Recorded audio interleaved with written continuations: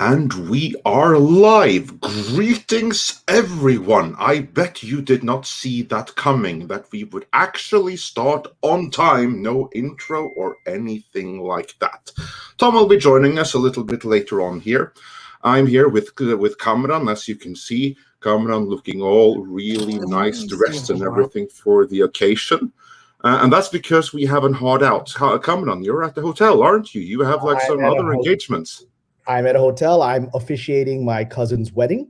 And so I'm going to have a hard out in exactly 25 minutes. And so my apologies to everyone watching. I will not be able to get to all your super chats, but hopefully we can jump right in and we can continue the conversation later and on my Patreon. So yeah. Yes, exactly. And for Patreon, of course, check out the link, which is right there in the description for some exclusive Hollywood stories. And we're gonna jump right into it, since Tom hasn't arrived yet. He's gonna join soon, but Kamran has a hard out, so we're gonna jump right into it. And the first order of today, and this is what I really want to talk to you about, because this is something that we've been covering for some time already, namely the Scarjo and Disney lawsuit over the Black Widow. That has now reached its conclusion and completely behind the scenes. I'm going to bring up the story here, and then we're going to go through exactly what's going on here. So just give me 1 second. We're going to have this up on screen.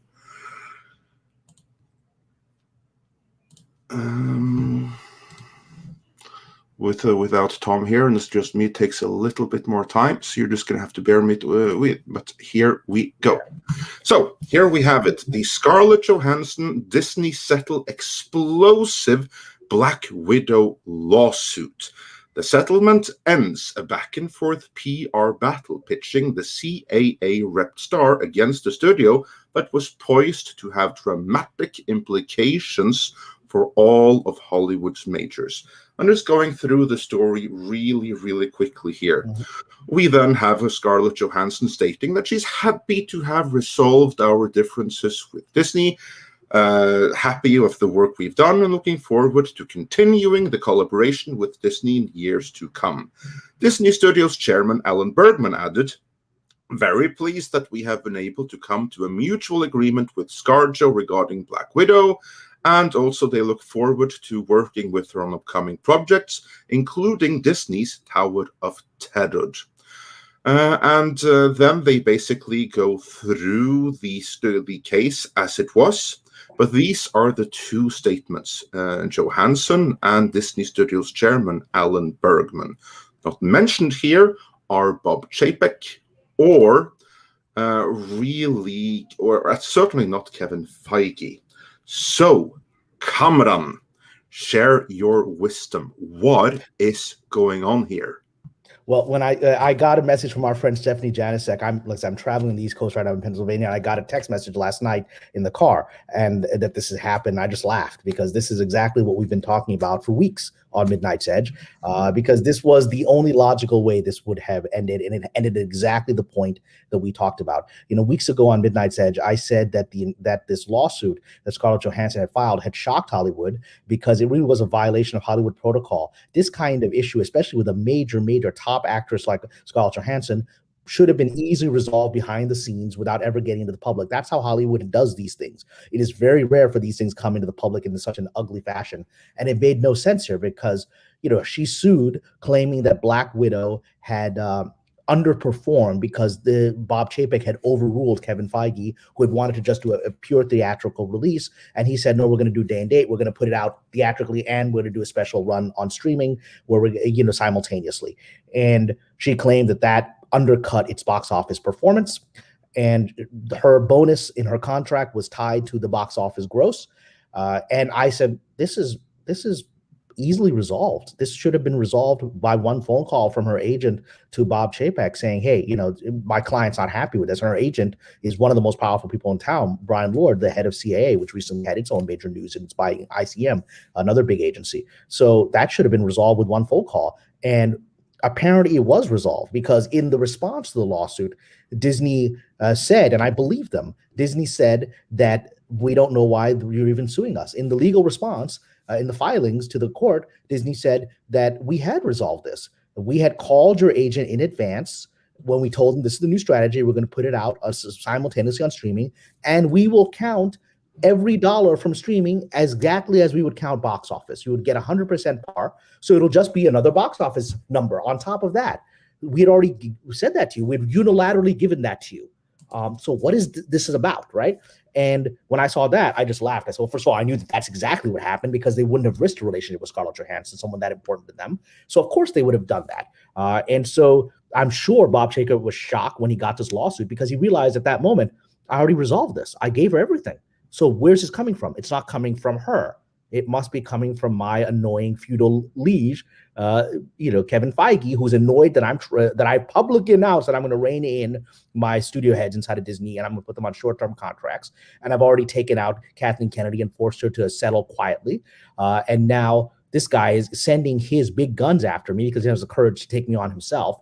And so that's why they responded, and they were as blunt as possible in the response. And I had predicted on Midnight's Edge, when this first happened several weeks ago, I said, this lawsuit isn't going to make it. And what's going to happen is Shang-Chi is not going to perform as well as Black Widow, even without the simultaneous release, because that's what Bob Chapek, the genius that he is, said to Kevin Feige. Oh, okay, you want to come at me? I'm going to give you exactly what you wanted on your pet project. We're going to put the Shang-Chi out without any streaming counter release at the same time.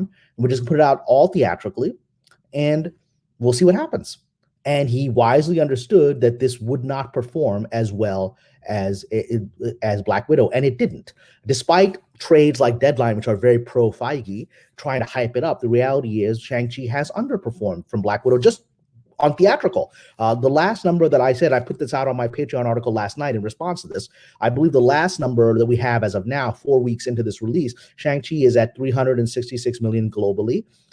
Black Widow topped out at 378 million globally. So I think our friend Script Doctor is in the chat here, and he said it's likely that Shang-Chi is just going to finish at 370, which is about right. So it's going to, even on theatrical, it's going to be less than Black Widow. And now you can't even claim that streaming cannibalized it. It simply didn't make as much money.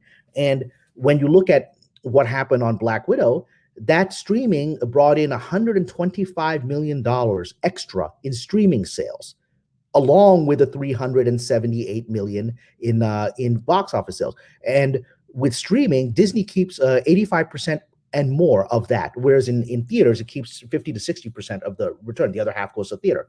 So if it's keeping 85% plus of $125 million, that means $100 million final end money comes into Disney to Black Widow. So Black Widow is going to make approximately into Disney's pocket, over $100 million more than Shang-Chi did. So I had predicted in sort of our subsequent conversations, and I started seeing how Shang-Chi rolled out exactly as we predicted it would, that what's going to happen is her lawyers are going to see that Shang-Chi is underperforming using the same logic that she's using for her lawsuit. And so they're going to, once the final numbers, and I said this on Midnight's Edge, maybe even 2 weeks ago, I said, once the final numbers are going to come in showing Shang-Chi's going to underperform using Scarlett Johansson and Kevin Feige's preferred strategy of theatrical only, that they're going to realize they're not going to win this, whether it goes to arbitration or whether it goes to a court. Bob Chapek outsmarted them. He said, I'm going to show you your numbers. I gave you a gift. We made $100 million more, and I already promised you that extra $100 million is going to be counted to your box office gross. So for all intents and purposes, Black Widow made almost $500 million for your box office bonus purposes. So what's your argument? There is none. And I said, the moment they're seeing the final numbers play out, her team's going to fold, which is what happened. This suddenly 4 weeks into this, when we see essentially Shang-Chi solidifying under Black Widow theatrically, surprise, and Hollywood was surprised by this. They were surprised by the lawsuit. I wasn't surprised by this because we said it on Midnight's Edge, that this is exactly what's coming. And the way that, and what's interesting is this, Andre, look at who, and you read it, look at who broke the story, The Hollywood Reporter.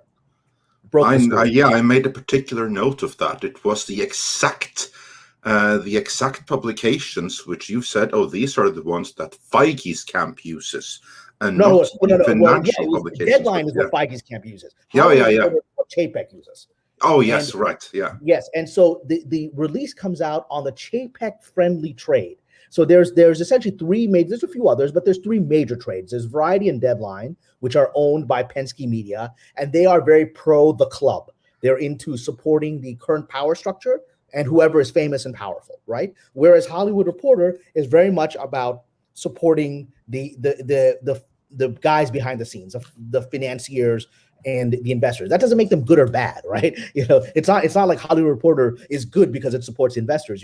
It's had some very poor coverage of Johnny Depp because its sympathy is with powerful money men. So Johnny Depp's ex-wife that he's having a fight with has a relationship with Elon Musk, who is a rich money man. So their sympathy is with the rich money man. And in that case, I don't support where their coverage has gone. But in this case, their sympathy is with the rich money men of behind Disney. And so this was the place that released it. And not only did they break the news, Scarlett Johansson put out a statement to them that she didn't put out to Variety or to Deadline, saying how wonderful her relationship with Disney is and she's glad to move forward, excited for the future. That was put out to them. It was chosen because Hollywood Reporter is the same place that broke back in April that Chapek was going to assert control and take control over Disney and his studio chiefs.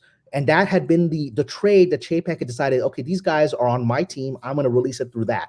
And so this is all very strategic that this release came out through a Hollywood Reporter, a pro-Chapek, pro-investor trade magazine, right? And the other trades were then scrambling. And if you look at the Deadline.com coverage, it's quite comical because you watch it, you read it, and it's all about how this is a win for Kevin Feige because that's how they're going to portray it, right?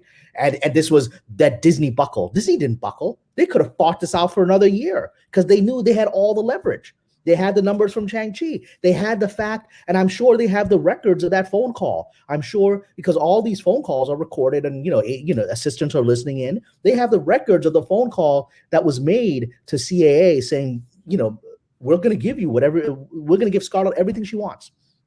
And so they'll have that said, so what's this lawsuit about? What are you suing about? We already gave it to you. We already gave you what you wanted. The only argument you have is that this release strategy undercut that maybe it would have made $500 million in theaters. Well, we've proven it wouldn't. So we're already going to give you a better deal than the Shang-Chi guys got. So be happy with it. And they'll have the record of that call. So they were always going to win this lawsuit. And so now we have the ramifications of essentially Scarlett Johansson going, I'm out. What did I get myself into? I'm sure, like I said, I've said this on Midnight's Edge before.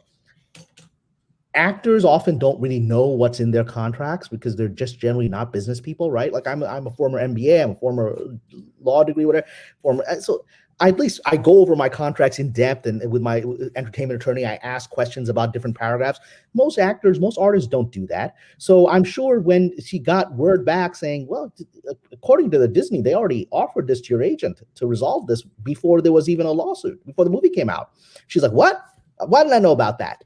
Kevin, what did you do? You pulled me into this thing and I already had everything I needed. So that's why she folded immediately. The moment her lawyer said, yeah, I don't think we're going to win this. She's like, okay, settle it out right now. I need to fix this with Disney. And that's why it's all been kissing Disney's butt since yesterday. Yeah, those are some very astute observations.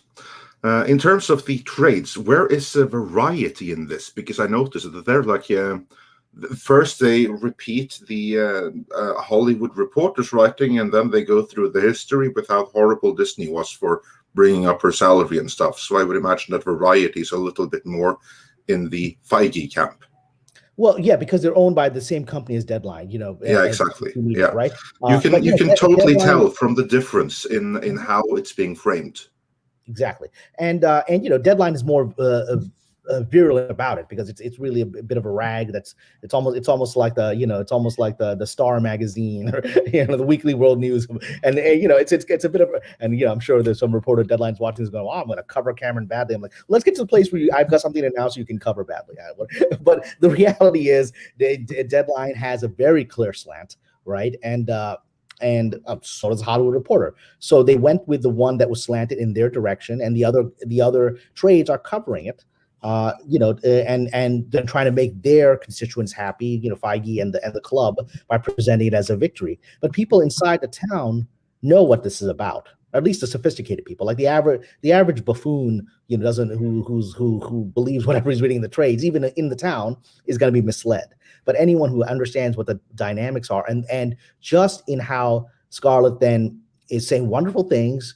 And you have Bergman, who has been sent out by Chapek, so you go do this, right? Because that's what a king does. A king does not go out and announce these things. There's in my novel Shadow of the Swords, there's a moment where it's about Richard the Lionheart versus Saladin, the Muslim king in Jerusalem, and Richard demands an audience with Saladin when he first arrives to start the crusade and attack, right?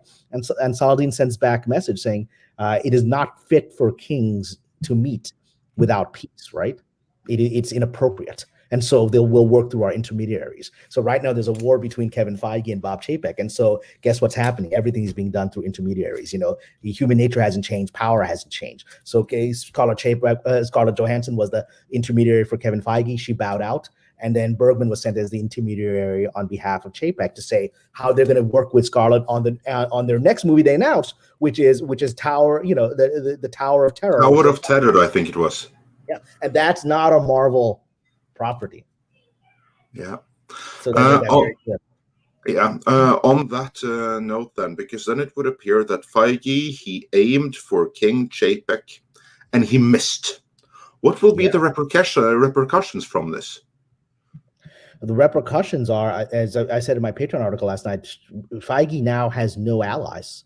The other actors, like the gentleman from Doctor Strange, Cumberbatch come out and was really sympathetic towards Disney because he knows where his money is, his bread is butter. Let alone the Russos. That are all the Russos who came out and even said that the MCU is essentially ruined now. It's been a joke now because of Loki. Exactly. So they've come out, and so these are powerful filmmakers, people that the club respects and fears. And now you have Scarlett Johansson, who's someone the club at least desires. They're in love with her, right? And she's an icon for them. And now she's folded. So he's got nothing. He's got no allies, right? I haven't seen anybody come out in his defense. Johansson was his swordplay, right? And so Feige has a choice now. If he's going to continue to be the president of Marvel, he's got to accept whatever Chapek says, right? Chapek just did a shot to the head here.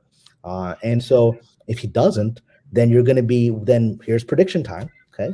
If Kevin Feige has two options, he either accepts Bob Chapek has won and Bob Chapek is the boss, and he's going to accept whatever changes to his contract moving forward, and oversight is now being placed by Disney on top of Marvel. He's going to accept that in order to continue to play the role of Marvel president and to get all the wonderful accolades and fun that come with it, or he's going to be pushed out. And since someone like him has a lot of public, attention, at least, I will wonder whether he has that much public support, especially with some of the directions Marvel has gone into. But he certainly has a lot of public attention, which is his defense, is his shield. So they're going to have to undercut his public thing, and that's already begun with the star of Shang-Chi, who's a protege of Bob Feige. All that stuff coming out about Mr. Simu Liu making idiotic comments about people that like little children, and so that kind of stuff makes Feige look stupid for making that kind of moron his protege that he pushed forward for his big diversity push, right? So if Kevin Feige does not bend the knee, we're going to see more and more embarrassing things about Marvel come out. And it's going to be a way to create the public dissatisfaction with Kevin Feige and take away his luster so that Chapek can say, it's time for you to move on, son. We'll give you a really nice package. Maybe not as nice as Kathleen Kennedy, who surrendered a lot easier, right? So that's what I see coming. I see it's either Kevin Feige is going to accept Bob Chapek as his boss, or he's going to be embarrassed and pushed out. It's his choice now. Well, you can always look forward to the theatrically exclusive Eternals in a month here, so I'm sure that'll turn everything around. I know that you have a hard out in a couple of minutes here. Is there any? So we do have a couple of super chats. Dark King, this is one we can bring up on screen, says, if Chapek is secure in his job for now, how long can he stay before his profit first, profit only approach becomes detrimental to Disney? Well, right now he's going to stay as long as exactly what it is, which is that they need it. They need profit right now, and so when he turns this ship around and Disney becomes financially flush again without the crisis it's been in for a couple of years, then then the club may, if the club, however it's constituted at that time, well, I'm sure try to assert itself, because these things are history of cycles, right? Business is cycles.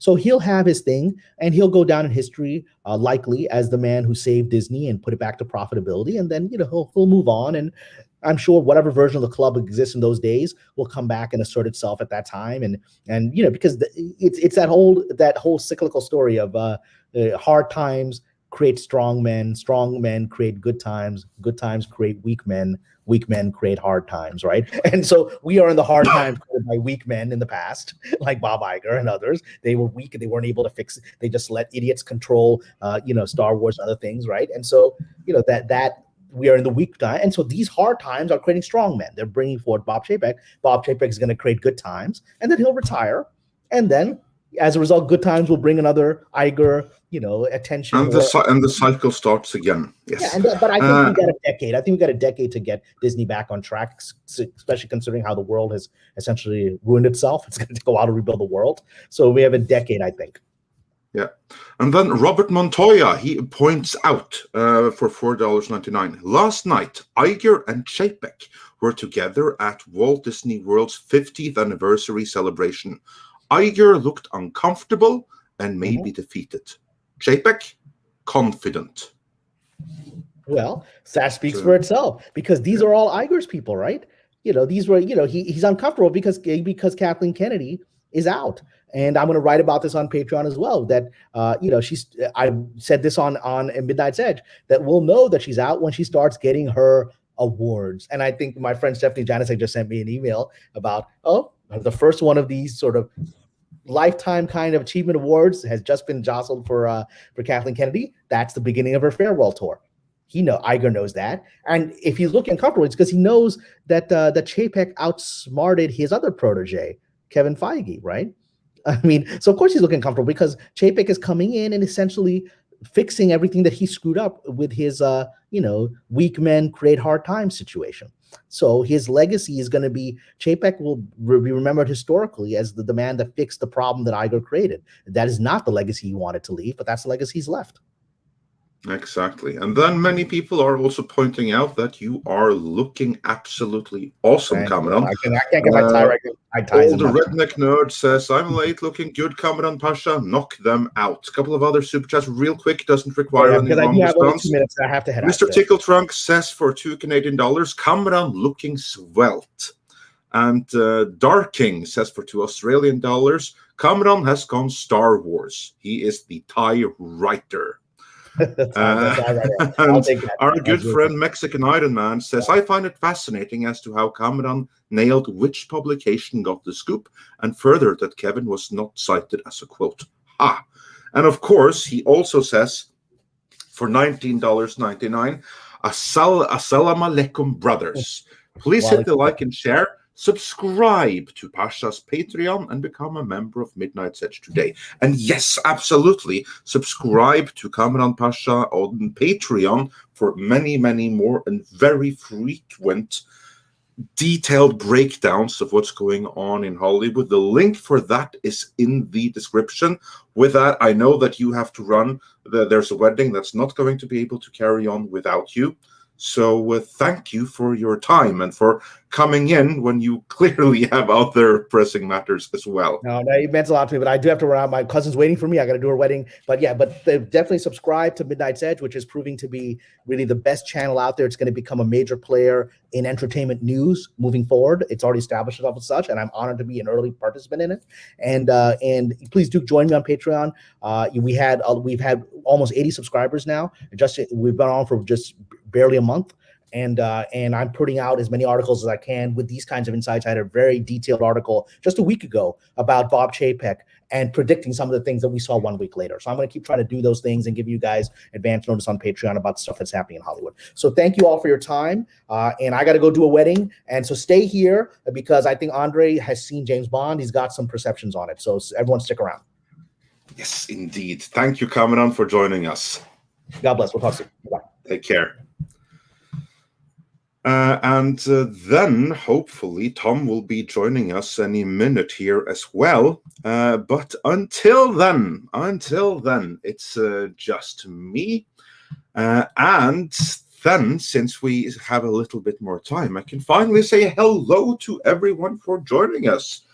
For those that came in a little bit later, Kamran was on a hard deadline today, so we just had to rush through everything without any greetings or anything like that we usually do. Let's begin by welcoming a couple of new members, such as Terje Tiberius Mørk. Velkommen, Terje. He's a fellow countryman, and I'll be mentioning him a little bit later on because I do owe him one. And also joining us as a member is Copper Indio.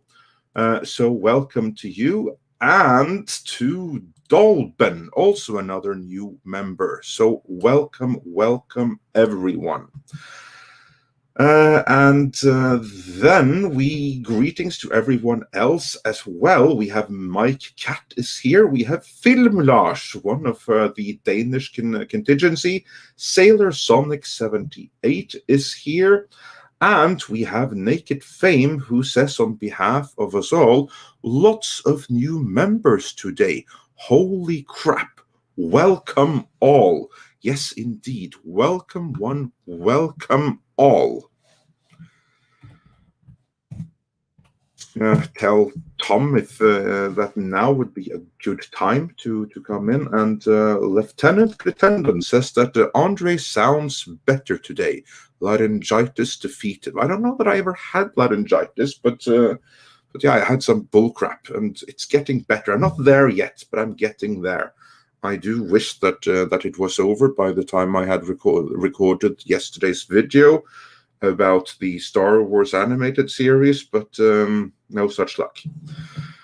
And then we have Stephanie Janishek is here, Tim Hayes is here, Donny Canop is here, Darking points out the late Tom Connors. Now, I spoke with him earlier, so he'll be late only in, that sense. But until he joins, maybe our good friend Mike can join us. I'm going to send him the link, so I'm not just talking to myself here. Just give me a second here. And then, Mike, if you're listening, feel free to hop on. Well, I get back to the right window here. And then we have Mr. Tickle Trunk is here, Rob Altus is here, and Fractal Jack is here, and many others, and so many new members. Yeah, it's amazing. I hope I didn't miss anyone. Actually, I did. I also have to say welcome to Red Tigress. Welcome. It's a pleasure to have you join us. And Moldovan Alin from Romania says one-man show Andre. Yeah, for the time being. And Knut 82 wonder, is Tom still yelling at his computer and punching it? Yeah, he better be for leaving me alone here right now. So yeah, and Konchuk says that I thought Norwegians liked being alone. Well, we do, but there's a time and a place for everything. And let's see. And Reservoir Frog says, Andre, you've seen 007. Yes, I have seen it. And we're going to get into that really soon here. As soon as I have someone to throw ideas and have a conversation with. Then we're going to get into James Bond, which is kind of our other big topic of today, because I see a lot of praise for it. And partially, it's well earned. Also, partially, I think there's parts of it that's not going to be so popular with a lot of people. And we have another couple of super chats, so let's go through those till someone else joins. Diego Flores says, shoot, I missed Kamran. Did he make a prediction? Well, actually, first he took a victory lap because previous celebration of his came true, which sometimes does happen.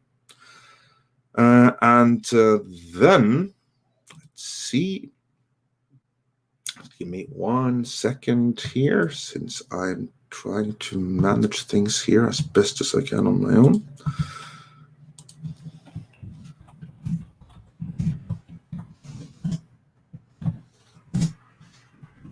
And then going through some of the older super chats here. We can also get this one up on screen. HyperGyver 2 wonders, so do you think the OT reboot is a good thing? This, of course, is in reference to the video that we put out yesterday about how Lucasfilm reportedly is planning an animated reinterpretation of the original trilogy. But it's not really a reboot. It's not something that's going to replace the original trilogy. Rather, it's kind of like an animated what if special, where you go through a new adaptation of the original screenplay that George Lucas wrote before he got, feedback and others keeping him in check and giving him some very important pointers on how actually best to crack the story. So it's like his early draft, and they're going to do an animated version of that. And yeah, I think that's pretty cool. I just hope that they're going to stick to that draft, and that they're not going to go overtly political. That is my worry, that someone is going to be tempted to try to contemporize it in any way, shape, or form, because I would really suck if that were to happen. And then Durao On says, yay, Solo Andre, hail chat, vive le Midnight Edge. Oh, merci beaucoup. And then let's see what else we can bring up on screen before we get into the classics, and then we're going to get into the show proper. We have Novo Branek, who sent us 40 Russian rubles, and he just wanted to hear me say, Well, that's the wrong order, but yeah, well, if that's how you wanted it. And we had another new member in Bus Hi-Fi. Welcome, everyone. And now that my voice is clearing up, there's very soon going to be more exclusive content, both behind the scenes as well as Norse mythology. I just haven't been able to record any the past couple of weeks because, it really sucked if my voice sucked for something that was going to be forever. That's kind of like the intention for those things. And let's see, those are all the super chats that I can bring up on screen here. So let's get into the classics and get fully caught up here.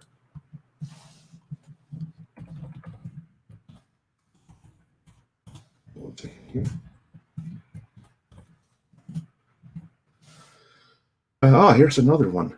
Diego Flores says, Andre, have you seen Marvel and Sony putting Venom in the MCU? Do you think this could do to restart the hype machine, or still feel that MCU is a closed chapter and that is it? Well, yeah, I have seen that Venom is retroactively being inserted into the MCU, and honestly, I don't think that's a very good idea. There was a time when I would have loved it, but right now, with the MCU losing its way, unless they're going to refine it really freaking quickly, I would have preferred if they remain separate. As it is, Venom is like the Marvel movie I'm looking forward to the most, and I get that, like, it opens in the US this weekend, doesn't it? I mean, that's freaking unfair. It doesn't open in Norway for like what, another 5 weeks or something. So it's like the complete total opposite of Dune. Dune opened here like a month and a half before everywhere else. But when it comes to Venom, we're the ones getting it a month and a half later. I mean, would have thought that we would be over that kind of bullcrap by now, but I guess not. And Hyper Guyver 2 says, I in Wakandan, get this man a co-host. I don't do accents, but I appreciate the sentiment. And Midnight Sun says, hello, Andre. What did you think of Leto's Joker in Justice League? Was it an improvement over his performance in Suicide Squad? Well, yes, it was. It was a huge improvement. I really did like the Snyder Cut, to be honest. And I liked his part in it. And the way that he was reinterpreted there is something I would not mind seeing any more of. And on the topic of Venom, Warwolf points out that it opens today in the US, actually. Yeah, I got that. That's pretty cool for you guys, because as Jace Fox points out, in Norway, it's November 12th, so a month and a half, pretty much the exact same time that you guys had to wait for Dune. You still have to wait, actually. That I got to see it early. So, yeah, I guess that's some poetic justice, isn't it? And we have Tom joining us. Hey, Tom, how's it going? Sorry, Sadie had to go out at the last second. Yeah, no, that's quite all right. Quite all right. So, yeah, no longer Andre's solo show. But let's take the opportunity to run through the classic Super Chats before we get into the next topics of the day. And in the meantime, if those of you watching can do me a favor, smash that like and help share this stream, because we're about to get into all things James Bond, among other things. So do hit the like for that. Before that, though, classic Super Chats. SDR Red Wolf said for $5, welcome to Midnight's Edge in the morning. Hail Andre and Kamran. And I'm going to add in Tom in there because he just joined us. And Darking said, title for this lawsuit's eventual movie, Scarface. Yeah, that's quite fitting right there. And Stephen Otten said for $2, hail Andre, Kamran, Wrenches, and chat. And Tom. Yes, indeed. Hail Stephen Otten. Then we got this one. We got this one. And, this is a good one. Tom, maybe you've heard about this. Callum Lyle said for $5 Australian. Did any of you read that foul-mouthed interview of Kevin Smith wanting to work at Marvel? Umbrella Guy has the video, and Kevin Smith is a piece of shit. That's Callum Lyle's words right there. So, Tom, have you heard of this? No, it's the first I heard. Yeah, I haven't heard about that either, but granted, I'm not surprised in the slightest. And after looking at what he did to, deconstruct He-Man and the Masters of the Universe, that's a pretty decent application for Marvel, isn't it? I'm not surprised if he was supposed to do that Howard the Duck show for Hulu. He's always hovered around, and that's what he does. Like, in the last 20 years, he's just sat there and waited for them to give him projects to do. And that's the funny thing is, back in the day, he turned down some bigger projects because he didn't want to be responsible for them. But now it's like he'll take anything they give him. And some of the shit he said about He-Man was just like, really? That doesn't even sound like the same person from 20 years ago. So yeah, I'm not surprised. He'll do whatever the hell they tell him to do. Probably a Kamala Khan show you watch. He'll probably do an episode of that or something. Yeah, wouldn't surprise me in the slightest if that were the case. Seems to be about his level. Yeah, absolutely. And also, here's like the thing that he's worked for Marvel before, not so much for Marvel Studios, but he was a writer on Daredevil. and through that he also got like a cameo in Fox's Daredevil movie. But of course he'd love to be part of the MCU. I mean, who wouldn't? And with the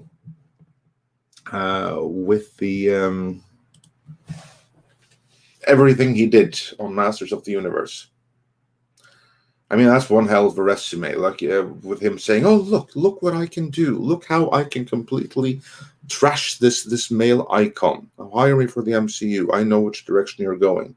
Pretty strong direction right there. I would love to hear what he had said, because it doesn't sound like whatever he said was very good. So yeah, no, we have to check out that interview and then circle back to you to quote someone else who likes to do that. Right. And then moving on with the classic super chats before we get into Bond and everything like it. Then we have Sontar, who says, for $5 Canadian, I see Drinker isn't the only one who needs to watch Common Sense Skeptic. Don't believe Musk's lies. He is a charlatan and a fraud, says Sontar. Tom, were you aware that Elon Musk and SpaceX and everything is like charlatan and frauds? No, it's first I've heard of it. Yeah. No, I probably have to do some more research into that matter. But still, it's I have to say it's a really glorious sight how those rockets keep on landing. That's that is beautiful. And then Naked Fame said for $2, and his message is, Naked Fame says, hi, Tom. Hey, Naked Fame, how you doing? Yeah. And Organic Vistas says, I support you guys, Gilbert Gottfried and Joey Diaz. I'm thankful to you all for honest discussions without judgments. You're leading our recovery. Oh, well, thank you. That's mighty words right there, and we greatly appreciate it, and we'll do our best to try to live up to it. Thank you very much. There you go. There's a little Gilbert Gottfried for you. Exactly. And then let's see. We got this one. We got this one. We got that one. And then Mr. Tickle Trunk, this is the most recent one, said, if they put Spider-Man and Venom in a movie together to Hype Machine, the Hype Machine would restart. Spider-Man has always been Marvel's most popular character. Now, Tom, I have to say I'm a little bit jealous of you because you get to see Venom and Carnage already today. I could have seen it last night, and I didn't. And you know, like that's the only Marvel movie I'm honestly looking forward to. Do you think putting him into the MCU is going to be a good move? And someone else who can weigh in on that, and also bring the rabbit chicken tacos is Mike, the Mexican Iron Man. Greetings. Hey, boss. Sorry, I got the link right when you sent it. I had just gotten on a call, and I'm off the call now. So absolutely, calls come first. Is Paulie there too? No, he's out for a couple hours. Oh, okay. Well, Paulie actually saw it last night, and he loved it, I guess. Yeah. A couple of the Venom or yeah. And I kind of sent you a spoiler, but we knew that already like 2-3 weeks ago. Yeah. If you would recalled, I think you were there when the conversation happened. Yep. So yeah, we kind of already know the ramifications of this film. I'm not happy about certain aspects of Venom if they were to hint make it part of the MCU, but it could be worse. I still want to see this film though, because I've heard enough mixed reactions now. Although most of the consensus seems to be that it's not woke, and a couple other things like that, and a lot of the stuff they're pushing. Here's the other thing I keep hearing is like here we have now a couple movies where they've pushed this narrative in the media that isn't exactly in the film. Right. We have the Venom thing with the Venom is gay now. We have the Bond thing with how much they're pushing against certain things in the press there, and and so on. That's something we can speak more to. Yeah, I was just going to say, because that's coming up here anyhow. And what was the other one that Dune that you just saw? Was another one, that they were virtue signaling to the press, but the movie itself had little virtue signaling in it. Yep. So I'm looking forward to that aspect of it. I thought about seeing it last night, but then I would have had to end the show early. I don't know if I'm going to get a chance to see it today or tonight necessarily. I might try this weekend, but I didn't go see the first one right away. Mhm. I waited for video. Hmm. There's a couple things now that make me want to kind of go see this, but I'm not like jumping to go see it. But it did very fucking well last night. It did $11 million. Yeah, and as I was saluting, we're talking about a couple movies that have this thing in common with how it's being marketed or talked about by some of the people on the inside versus what people's reactions are. And I can tell you this, from looking for tickets, I plan to see it Sunday afternoon myself. And I'm looking online right now in my local theater, and there's about 100 and what? Let me count the rows, including disability access, about 108 seats, and of those 35 are gone for a Sunday afternoon, evening. And I've been buying movie tickets at this theater for now. This is my 7th week. That's astounding. I mean, because kids are back in school, the whole 9 yards. So that tells me that at a local level, this movie's going to do it right. And I think I mentioned last night on Midnight Sedge After Dark, Tom, just to remind you about 007, since I know we're going to talk about that a little bit. I told you that yesterday, live on the show, right when we started the show, I'd gotten an email. So I had bought a ticket for the opening show on Friday, right?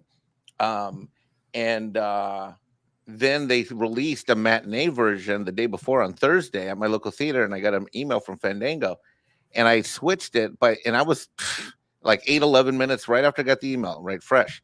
That one also had almost 40 people that had bought tickets for the day before showing for the matinee, and it's just one matinee in the afternoon. So I think, and then you couple that with what we read about with the AMC news release yesterday as well.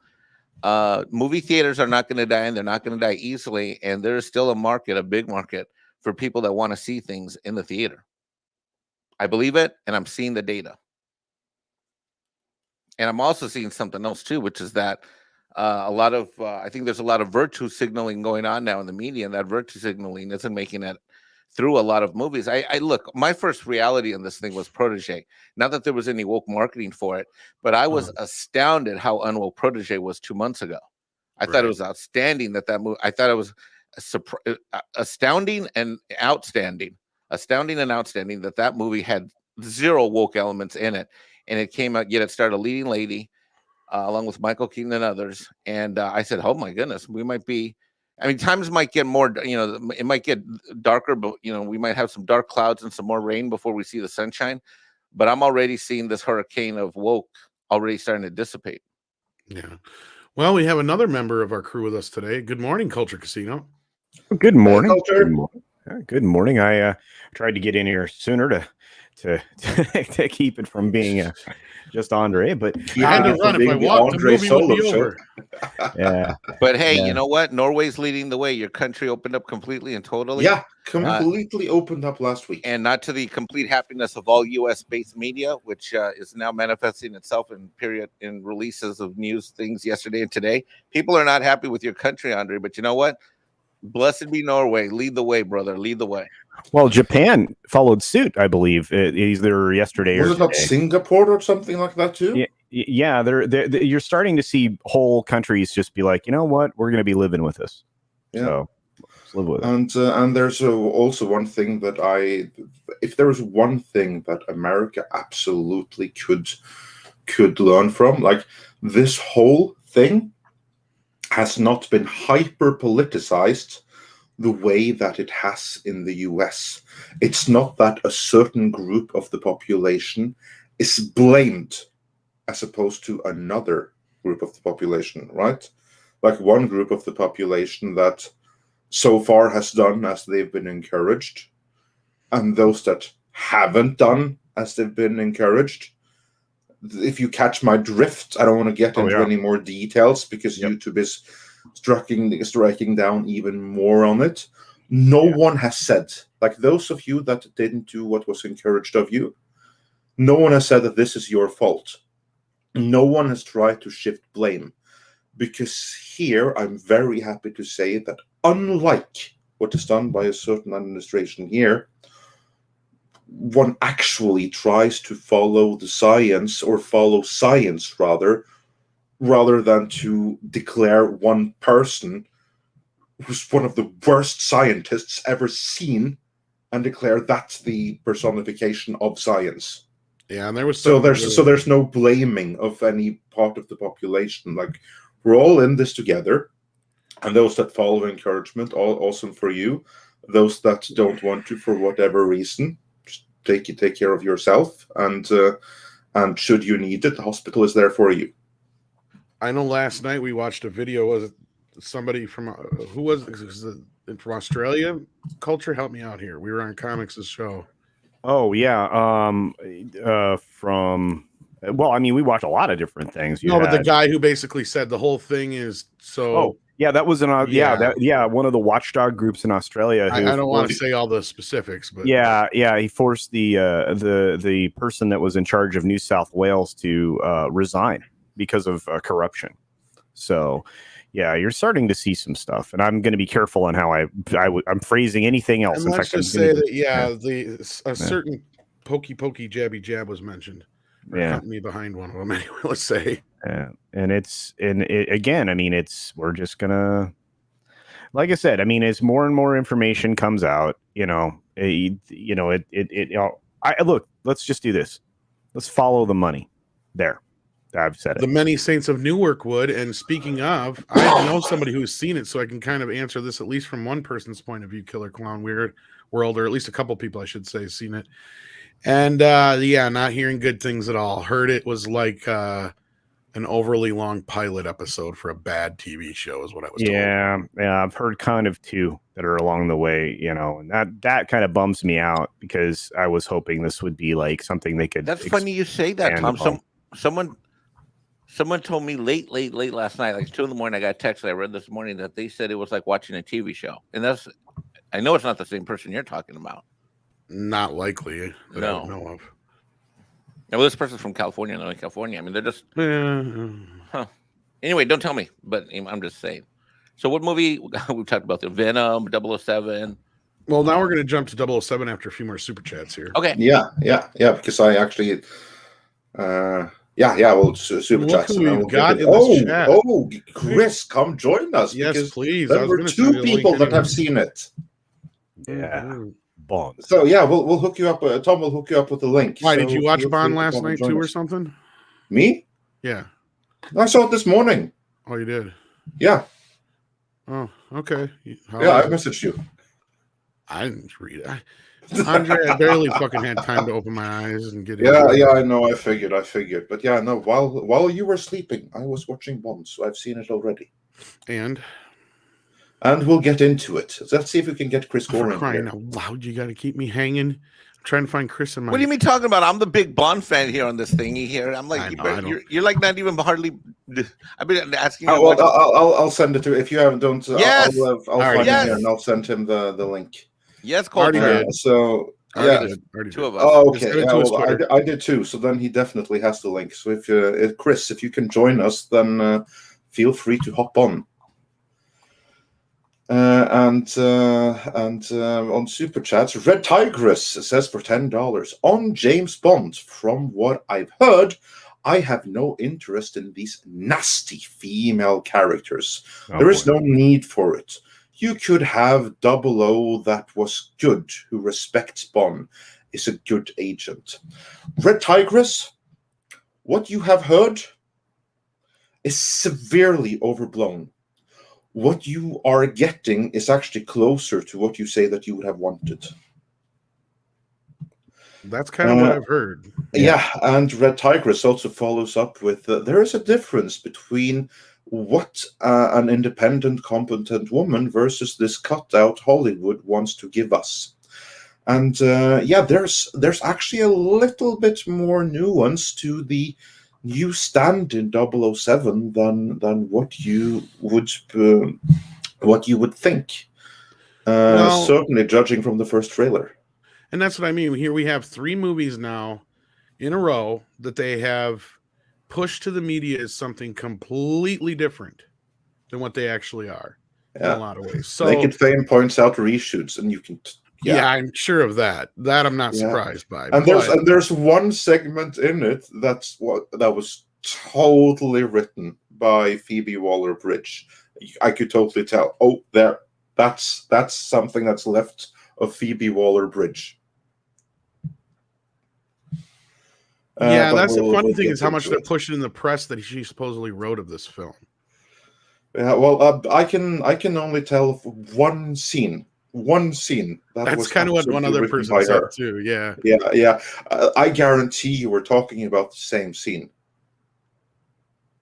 Which is kind of hilarious. And I think they're really just pushing it to try and push this whole idea. Which, when are they going to, like, we've had, and this movie looks like it's going to do well. Venom looks like it's going to do well. As long as theaters are Venom, coming back. These are good news. Yeah, and this is something we talked about last night. Mike brought in an article about AMC, and going back to a lot of things that we've been saying for a while is that, you know, the theaters are going to maintain, as long as they can hang on, they're the ones that are going to have the upper hand here, and now they do, because the studios need them. They're not making the money they were hoping they were going to make after this whole thing went down. People are not sticking around. We know the churn is there with all these companies now, with Netflix, HBO Max, and Disney, the rest, Disney, and all of them. I mean, HBO Max least of all, probably, but still, the point being, they're hitting that ceiling, right? And this is something we've always said that was going to happen, because they weren't paying attention to how this all really worked, and it's too soon, too fast, too much, and that's what I said. And that's where we're at right now. AMC is making a pretty decent comeback, it sounds like. So, and didn't they shake the Wanda Group as well, Mike? You were saying? Yeah, they did. China sold out, so AMC is now American again, I think. You're right. Yeah, they sold out. They have less than 1% of the total stock. The billionaire that essentially bought AMC to begin with, the Wanda Group, Dali and Wanda, that all went down several months ago. They divested themselves because the retail investors forced out the people that were trying to raid the company by providing a short squeeze, and they did it really, really well for a long time. And that elevated stock price allowed for the substantial retirement of debt, and they are holding nearly $2 billion in cash or cash equivalents right now. So they are in very, very good shape, even though they sit with about I think it's $600 million in debt that needs to be retired by 2024. So they're doing pretty well. And from a finance perspective, it's not when companies like this, where they're based with a very heavy asset, they have lease obligations, or they own real estate like these big theaters, or they're in these long-term leases and they put a lot of capital infrastructure improvements. When they retire debt, when they're able to do two things, retire debt and increase their cash in their treasury, that is, and then you throw a third aspect on it, with the related to the stock price. You're retiring your debt, your stock price goes up, and your cash reserves are high. You know what? That will go a long way to surviving your income dropping from things like, say, a pandemic and whatnot. Yeah. I mean, when the finance, people say, "Oh, well, people aren't going to the theaters anymore, and revenues are down. It's gonna go." Well, it's not like they're selling lemonade in the corner. They've got costs, and when they're able to retire debt, which improves their balance sheet, they're able to. Jesus Christ, they just took back interest rate notes that were out there. There were some secured notes. A secured note, for those of you who don't know what it is, means that it's a loan. Okay, and it's secured and tied to their assets, meaning it's like a car note, right? Like you don't pay your car note, your car gets repossessed. Well, they actually had some notes out there at 15% interest, okay, that were tied to some of their properties. And you know what they did? They believe in their business so much, they said, you know what? We're going to use the increased value of our stock price. We're going to turn it into cash, and we're going to take back some of those things. And arguably, is it a lot? Well, no, you're talking about retiring $35 million, in high interest debt. But you know what? That's a signal to the market. And an investor looks at that like, holy shit. Whoa. Okay. Hold on here. And a year ago, as in the article that Tom has up on the screen and Andre has up on the screen, let's just do a little, I don't want to nerd people out too much and get too, calculator oriented here. But just over a year ago, they're at $5 a share. Okay. They're barely struggling to get above $10 a share. And now they're like, what, 38? 35, 38, they're floating around, they might go north of 40. They might even hit 50. Who knows? Well, if I tell you what, if the retail investors have their say, Mike, I mean, it's that whole stonks meme stock craze that was going on. I feel like if people are paying attention out there, they've started to understand that essentially wealth is being robbed by certain types of financial folks, and they're tearing out these companies that a lot of funds are invested in, so people are fighting back financially. I mean, if the more and more retail investors get invested in companies like this, you can stave off some of the oligarchy construction that's being done by the very few. So we'll see. I want to piggyback real quick, if I can, on Culture's comment right there, and I want to start with this first statement where you use the word retail investor.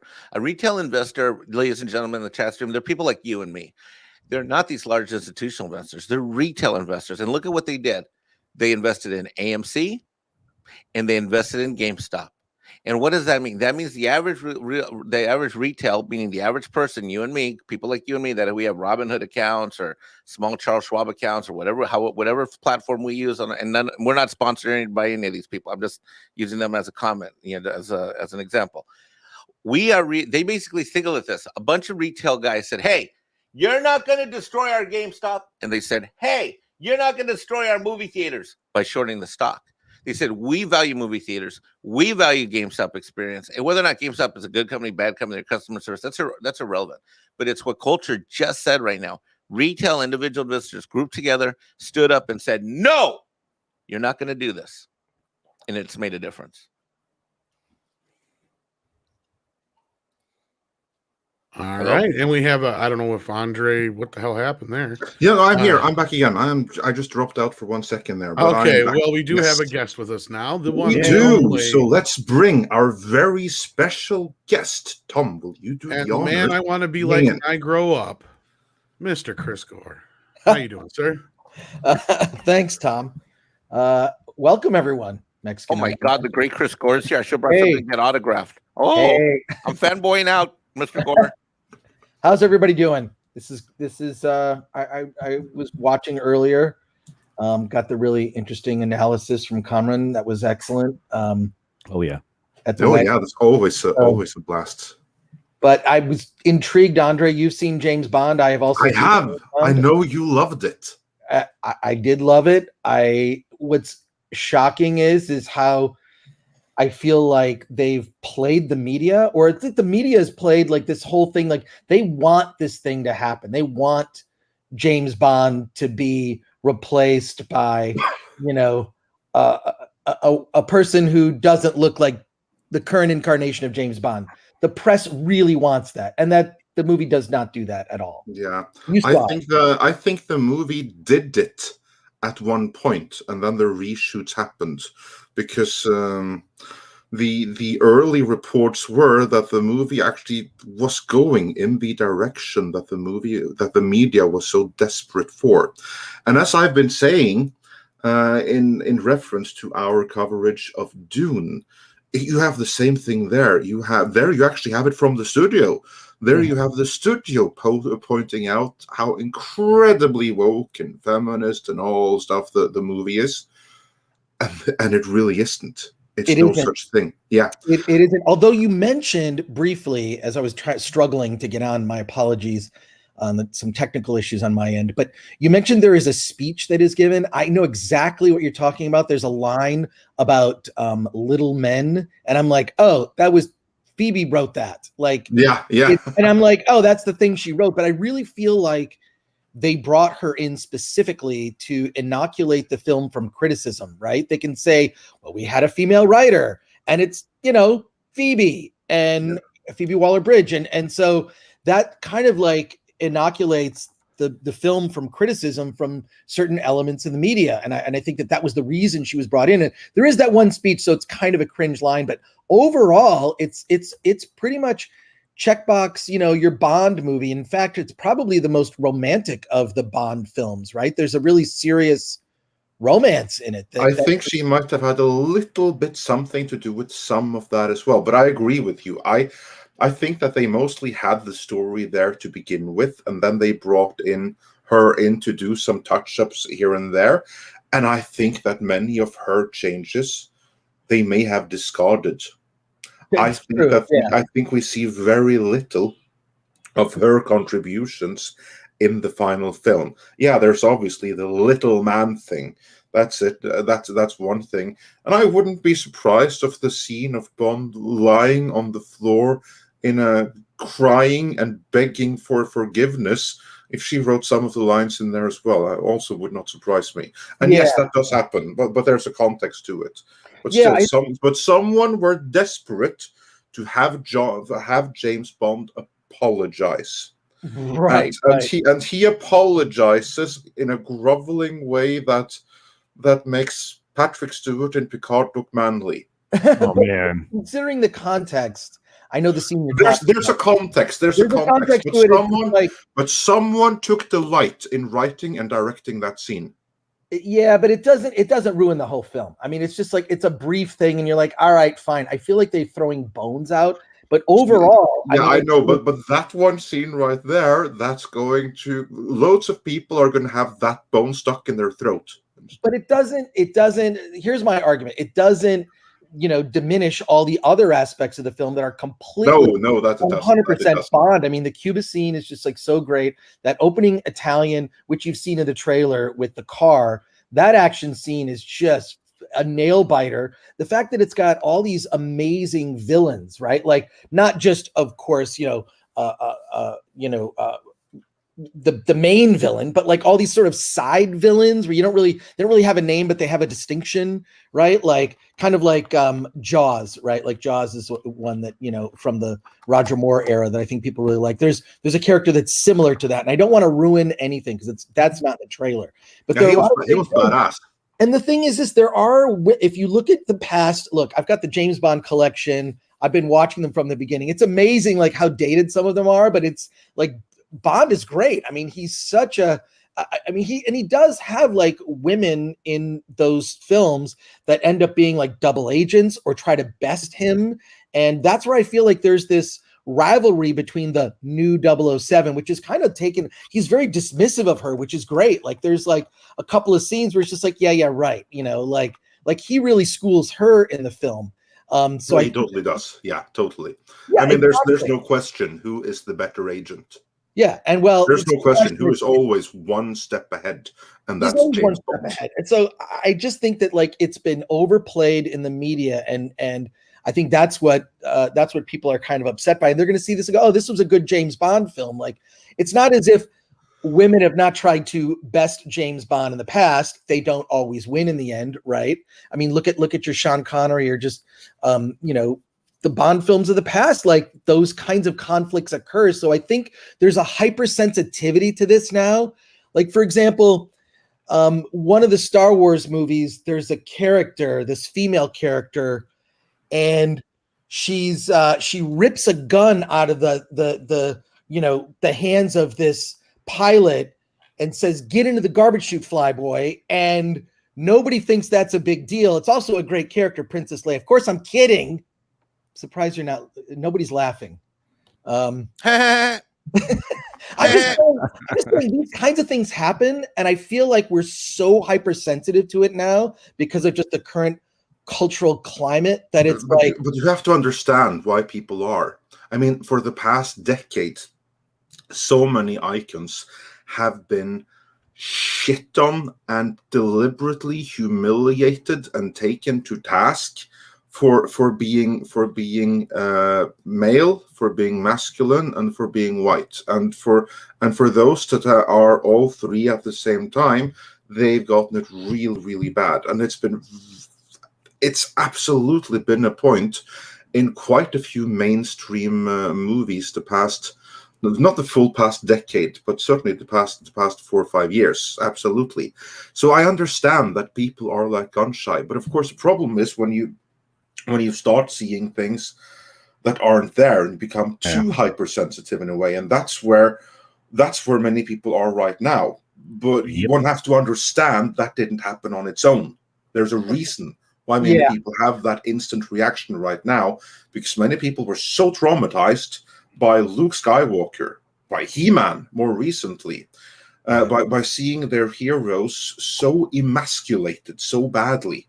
and James Bond is something special to a great many people. So, and with many of the rumors that have been around this film leading up to it, the first trailer, let's not forget about that. You have to understand why many people are going to be anxious about, is this going to be the Last Jedi all over again? Well, I first of all, I agree with you. You're right. We have seen these characters altered in a way that I think is disconcerting for sure. So they built up that expectation. I am just pleased that this is in many ways a traditional Bond film, right? With the exception of, and I don't think we can talk about it, Andre, like maybe not the last third of the film we should not discuss. We probably shouldn't. What I will say though, we shouldn't talk about that, but we can talk a little bit about the rest without going into too many spoilers. Before that, I have to give a huge kudos and a shout out to a fellow countryman of mine and a long-time friend of our mutual acquaintance, Robert Meyer Burnett, namely Terje Tiberius Mørk, who, as many of you will know, is Burnett's Norwegian friend. And he's the reason I got to see the movie today. It was actually his ticket I used, because for the longest of time, it looked like I wouldn't be able to make it. And then because of illness in his family, he couldn't make it. But then he sent me his ticket, so I could go with his ticket. So Terje Tiberius Mørk, recent member as of today. Thank you so much, brother and fellow countryman, and look forward to hearing his reactions on the movie. So massive kudos and thanks to him. And with that, my thoughts on the movie was right up until the final act, the thing that we can't really talk about. I actually think it is a really solid movie. It's not perfect. It's not the absolute best of the Craig movies. I'm not going to say that because I don't think it was, but it's a really solid Bond movie. And then I have big problems with the very final act of it, and that's my mini review right there. Can I say on that thing that we can't talk about? I'll say this: when you go see a Bond film, there is kind of a checklist, right? You're going to see Bond in a tuxedo. You're going to see Bond have. I have to say, it was fun how it was like on that scene with like, okay, it's like you mentioned like checklist, and the scene where he has the tuxedo. It's like, right. Oh, by the way, here's your tuxedo because you have to. No, that was actually funny. It's great, but there is a checklist of things that are expected. You expect to see in a Bond film. You expect like a new gadget. You expect like the minor characters to have, you expect some level of, you sexy women. There's just like, there are things that you just always see in a Bond film. What I really enjoyed about this film, because it is the last of the Daniel Craig Bond films, is there are things that happen in this Bond film that have never happened before in a Bond film that are very unexpected. And that's, I really just can't say much more than that. But and thank you to Nerd Eruption on the, John Schnepp was a friend of mine for years, and so I have to awesome, give brilliant man. Yeah. You know what? Something occurred to me actually earlier today. John Schnepp, in his final days, he made a prediction, and it looked like that prediction wasn't going to come true at the time, but now history has proven him right. I remember this. He predicted just a couple of weeks before the end that Venom was going to be in the MCU. Yeah. And this was before the first movie came out. Didn't happen then, but it happened now. Mm-hmm. So history proved him right. I just wanted to point that out. Yeah. But I have not seen Venom yet, but I have seen the Many Saints of New York. Andre, spoilers. Okay, spoiler alert. It's been going around. Yeah, I knew about this like a month ago. Sorry. Yeah, I did see Many Saints of New York. You brought it up earlier. It's terrible. I mean, it's a pilot for a TV show that never got greenlit, and I feel like they decided, like, well, let's not waste this money. We need quote content, and so they pushed it out as a piece of content. I did see it in the theater, which I regret. I'd rather have seen it. Here's what I would recommend. I would recommend seeing Many Saints of New York while you have something to do around your house. So it's a movie you could put on in the background while you fold your laundry. I think that would be a better use of your time, but it's just so bizarre. They're just like so many better mob movies and mob television series for that matter, that it's just not worth. You're like, what? I mean, and I'm not a Sopranos super fan. I'm like, why does this? I mean, why do I even care? And there's even a weird thing. I'm just one small bit about it is Ray Liotta plays this character in it that you end up finding is a twin. He has like a twin brother in prison.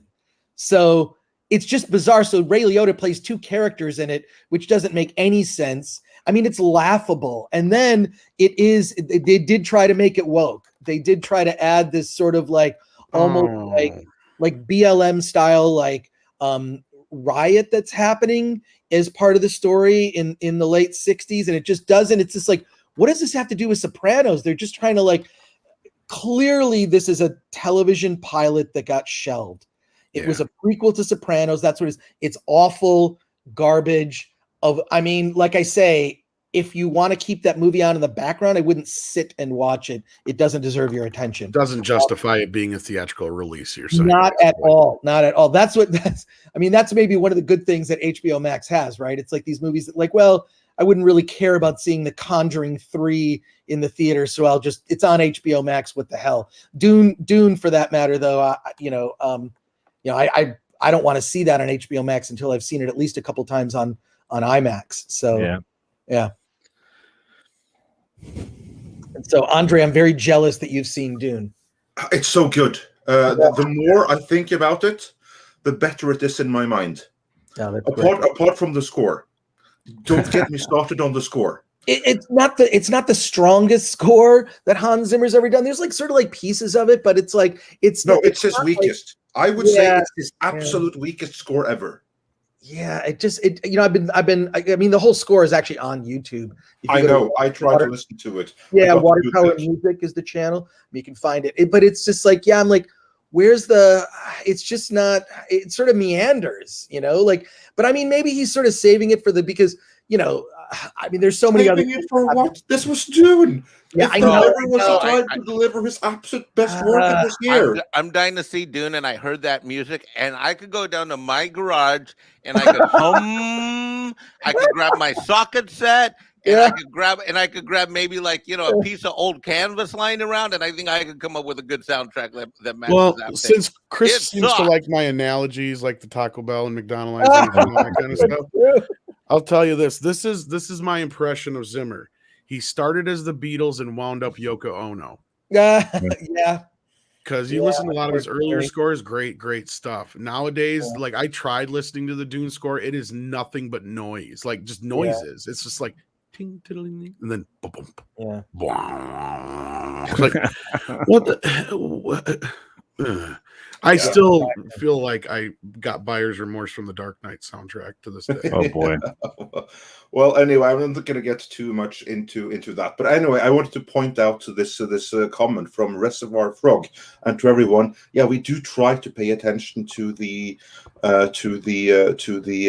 chat and highlight really good comments, but it flies by really quickly, so we can't get everything. But we do try. And as far as the member chats, I think we're going to try and see them again, but we'll try. To fix this badly. And put a message in chat. Anybody that did a member chat, just at Mexican Iron Man me and put whatever you put in there, and I will bring it back up, and I'll make sure the guys get to it. Yeah, because the problem is with the member chats that YouTube launched the feature without making a repository for them. So if we don't catch them the second they come on screen, they're kind of like, and one of the things for everybody in chat stream, I produce tons of shows. We got two problems. One problem is that by the time you guys are hearing us, we're already at least 20 to 45 seconds ahead of the feed, and we're not in alignment with the feed. And then number two is the fact that these things go by so fast. What we're looking at is not what you guys see. So it's really weird. But please also, just add Mexican Iron Man, and I'll get you. Yeah. And I just have to say to the SSB candidates that thanks for giving us another chance. And If anyone called you a Star Wars fanboy, then sorry if it came off wrong. I don't know who did it or when, but glad that you're still with us. But the comment that was there was that the James Bond movie is actually really good, and people shouldn't be judging it without having seen it. Yeah. And that's a point of view that I can get behind, because I really enjoyed the movie up until the final act, and there it's the only thing that I would say, I will draw like one comparison to Man of Steel with the whole with him breaking Zod's neck. And the issue there wasn't so much that with the breaking of the neck itself, because in the situation, Superman had no other choice. No, don't say it. I don't want you to say it. I don't want you to say it. But all I want to point out there, that my issue with this is the same thing as with Superman breaking the neck.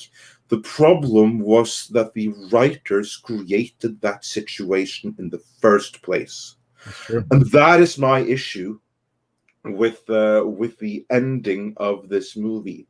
It's not that it's inconsistent or anything like that. It's that the writers created that situation, which I disagree should have been created in the first place. And that's my issue with it. Outside of that, up until that point, it's actually a really cool movie. And all the stuff that you worried about it being overtly woke. I mean, there's woke elements to it, absolutely. But it is a pretty entertaining movie, and Bond is Bond in it. Also, I have to say, there's another aspect of the geography that I appreciated with it, because Chris, I'm Norwegian, and so anytime a movie is filmed and takes place in Norway, that's pretty awesome. Yeah, no, it's I think it's the best looking of the Bond films in terms of just its beauty, and that I agree with. It's a visually stunning movie. Also, what I never ever would have expected either. I would never have expected to hear my language from the TV screen in a James Bond movie, which I did, and to have a cameo by Fantorangen. And none of you are going to know what that means, but to all Norwegians listening, Fantorangen makes a cameo, a speaking cameo. Freaking believe it or not. So yeah, it's the best. I mean, I don't know. It is the best looking, and I would say that the action, I think, is just incredibly clever.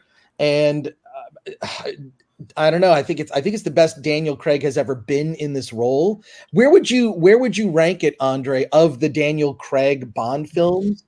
Where would you rank this one? I would rank it number third. Number one for me is Casino Royale. Mm-hmm. And number two is Skyfall, and then this would be number three. So I would rank it number three of the Bond movies, of the Daniel Craig Bond movies. I think that's final. I don't think it's going to go up anymore on that list. I would need to rewatch them, but I mean, really, I remember being bored during parts of those previous the ones you mentioned.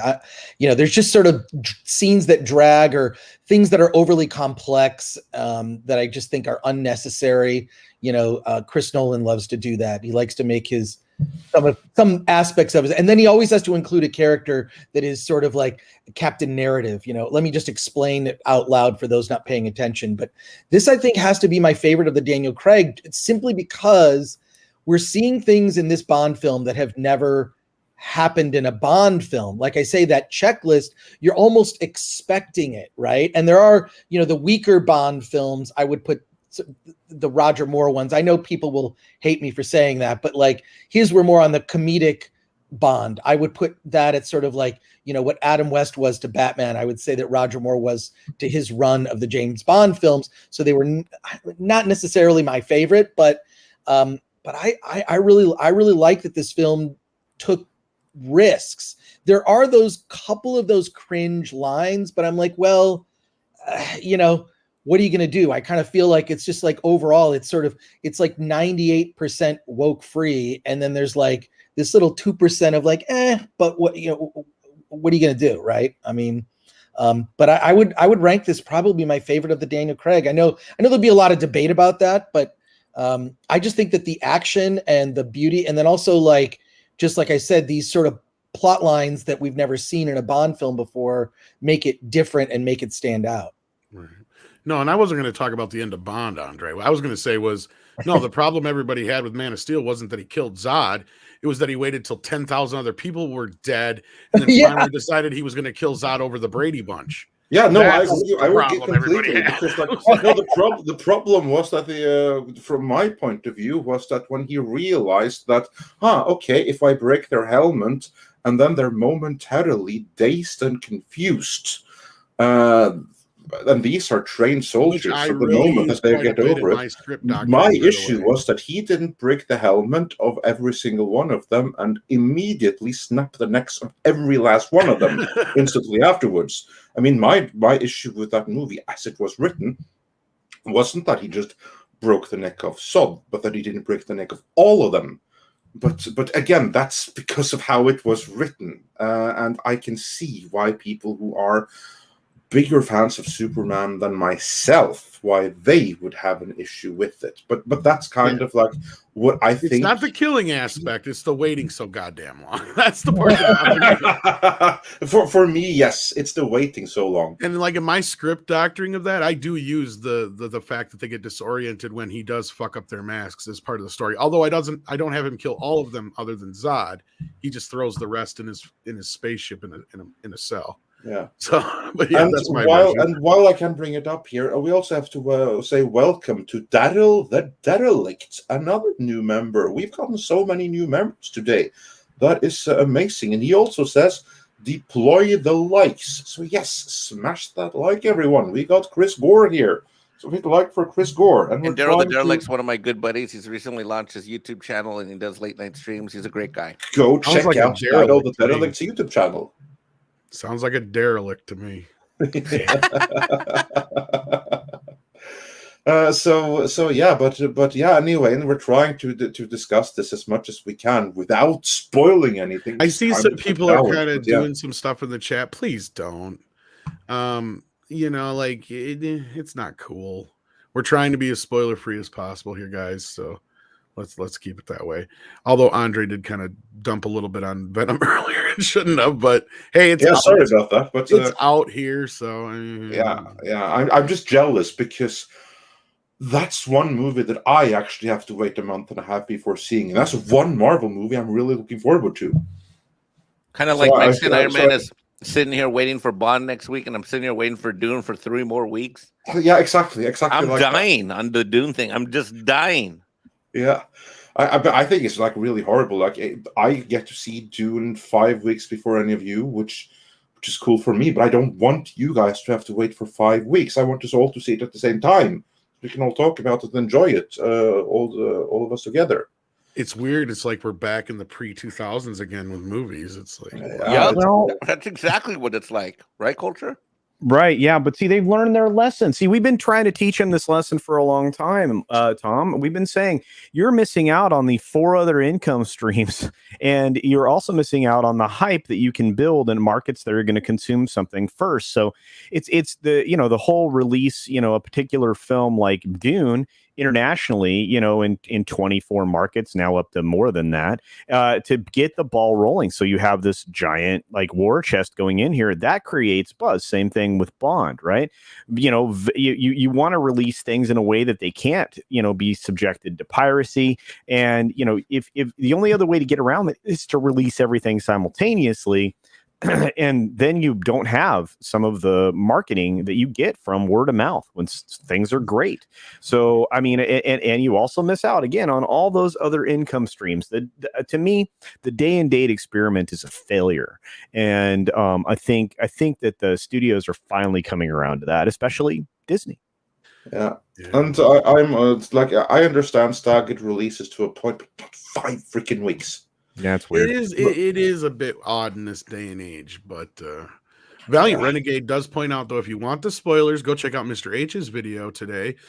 Please, no spoilers here, though. Great show, folks. I wish I could have made it today. Well, thank you, Valiant, for the super chat. And yeah, try to be courteous, guys. That's all we ask. Not to ruin anybody else's possible fun. Yeah, exactly. We already spoiled. Well, we didn't really spoil Venom because I actually haven't seen it. Only like some continuity stuff. But let's try to avoid spoiling Bond too much. But Chris, getting back into Bond.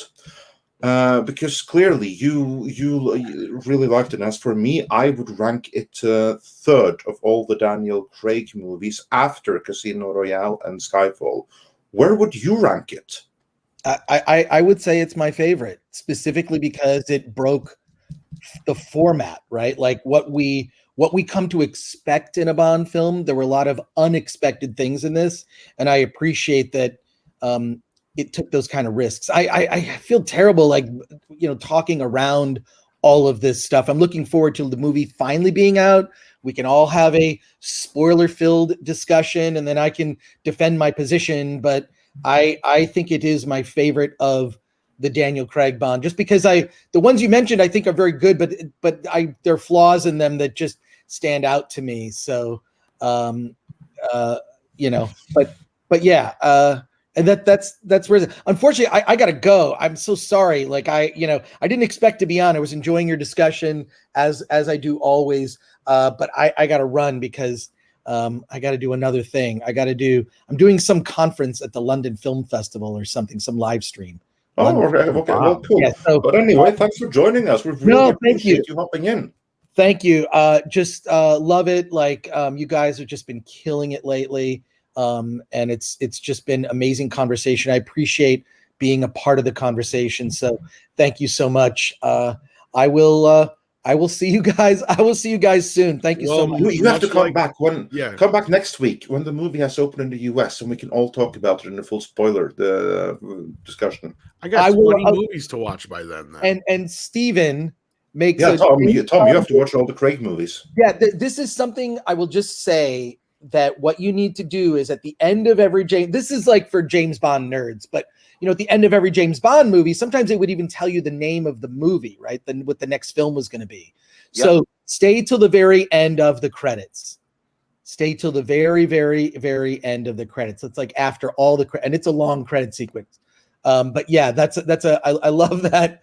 I love that reference. So take care, everyone. Yeah, I was just about to say it myself. Thank you, Jason, and take care, Chris. Hopefully we'll talk again real soon.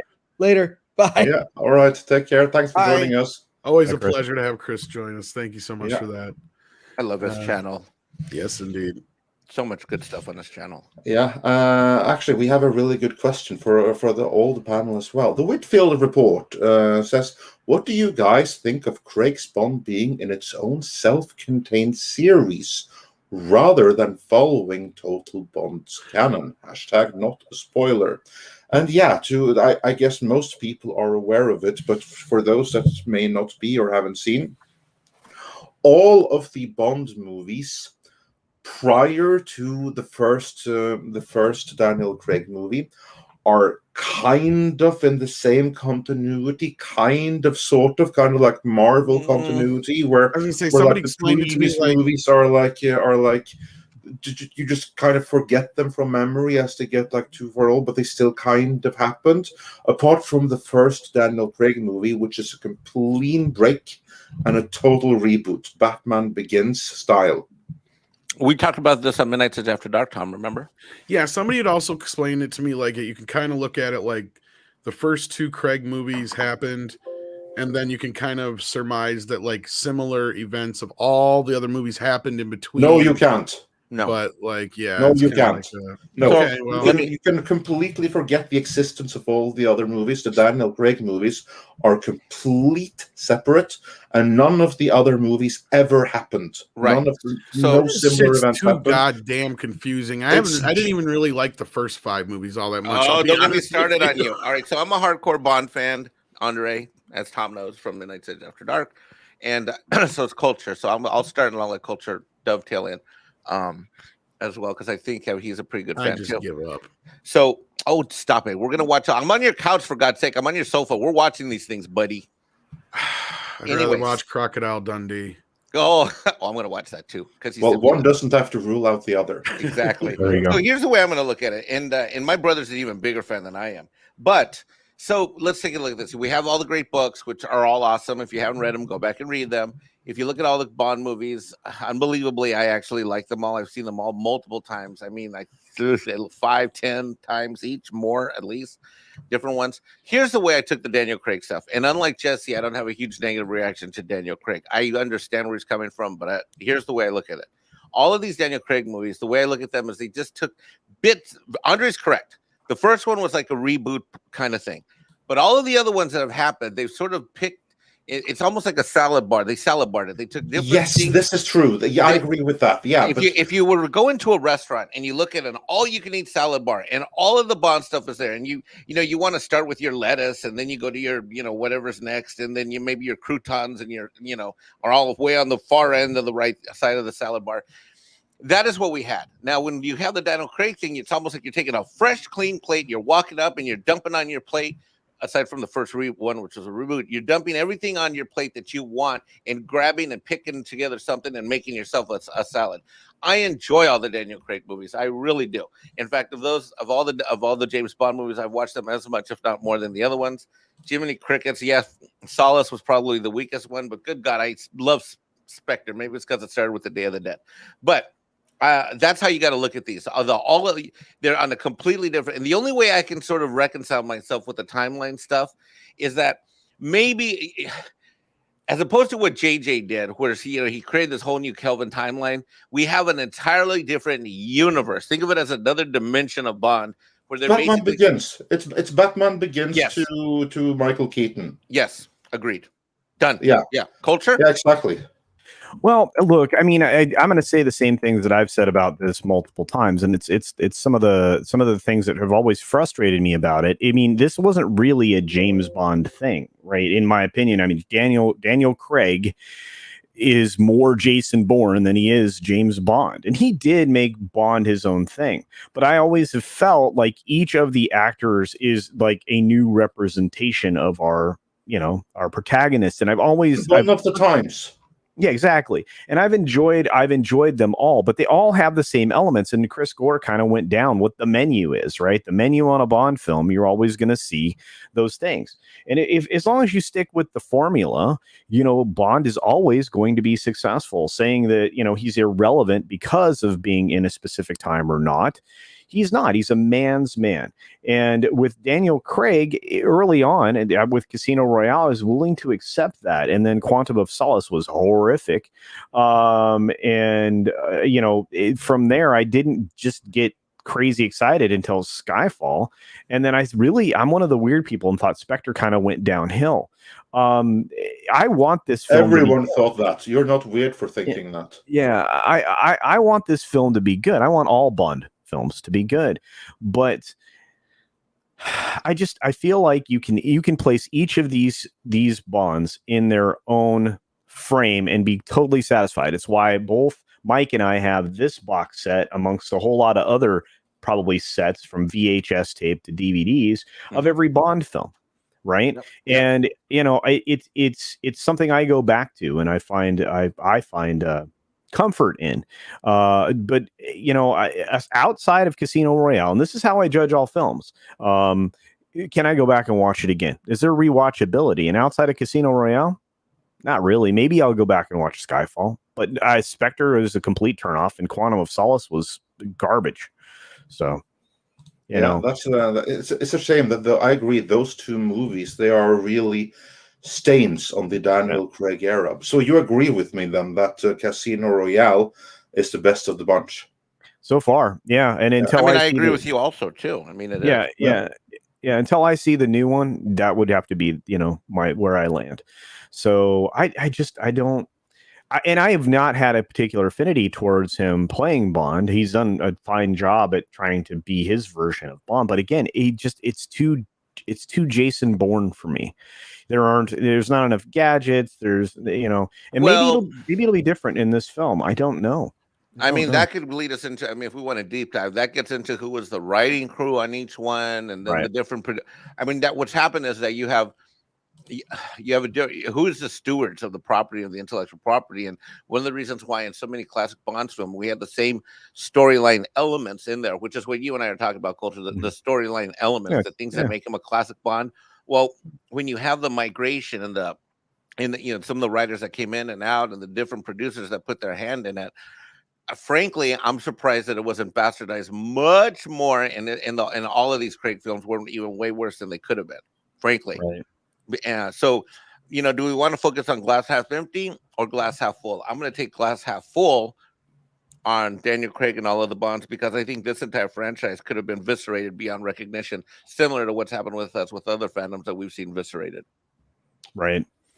I want this Bond to be good, and I'm looking forward to seeing the film. So I'm tired of what the day do you weird see it next week? Do you have your releases. ticket next week? What day do you see No. I'll probably try to fit it into a Wednesday, Thursday, somewhere in there. I'll try and fit it in. We'll see. I like that thing you have on screen there. Just have to say. Yeah. I just this was the thing that bothered this thing. That was the thing that bothered me the other day. I'm like, no, it can't be this. It can't. What, mean him sitting on the back and stuff like that? Yeah. There's a context there. Oh, I'm sure. There's a context, and it's not as bad as you would think at all. There's a context.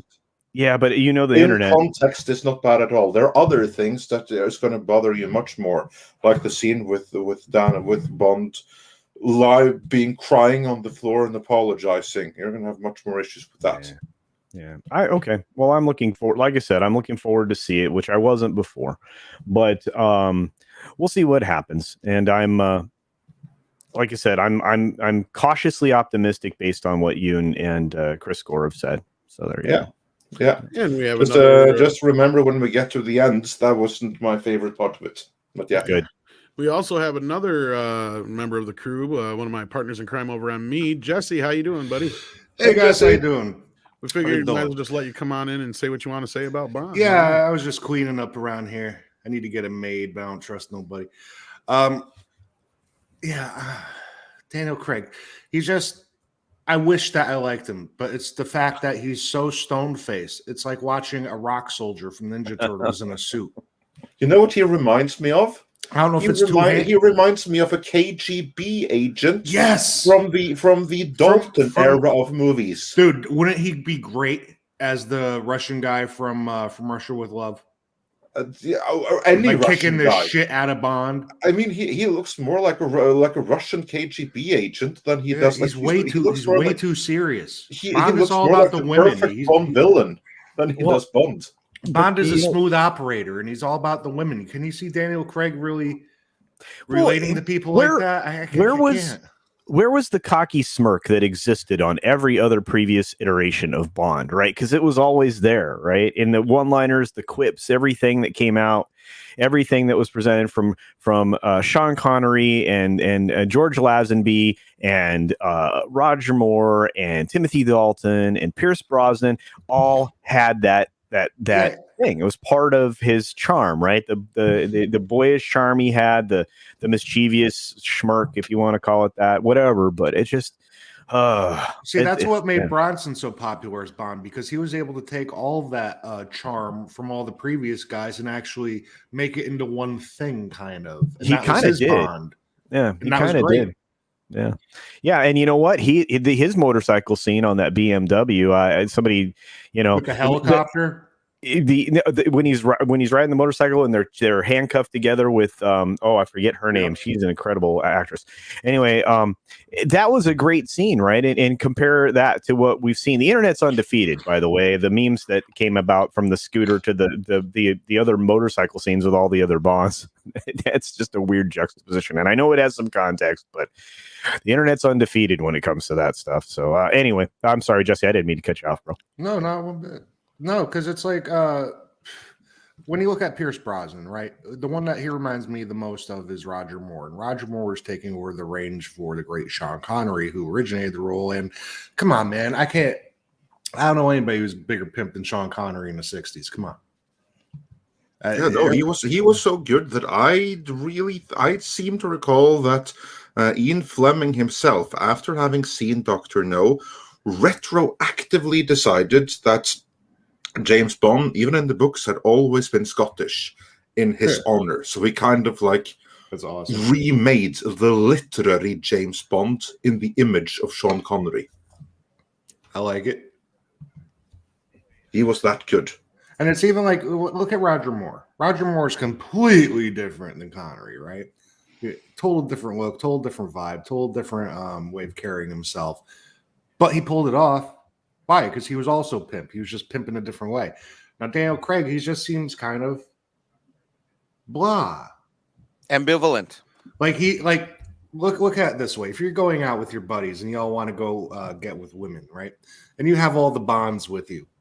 Daniel Craig isn't the one who's going to bring more to the table. He's just kind of there. Yeah.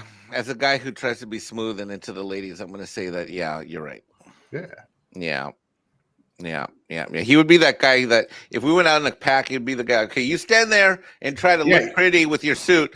I'll be right back. I'm going to go to the bar and buy these girls a drink. You stand there with your pecs and your abs and wear that suit real nice, and then we'll do the talking. Yeah, I'll be right back. I'm going to go get a tortilla variety pack platter. I'll be right back. We could Cicero this guy, but that's about it.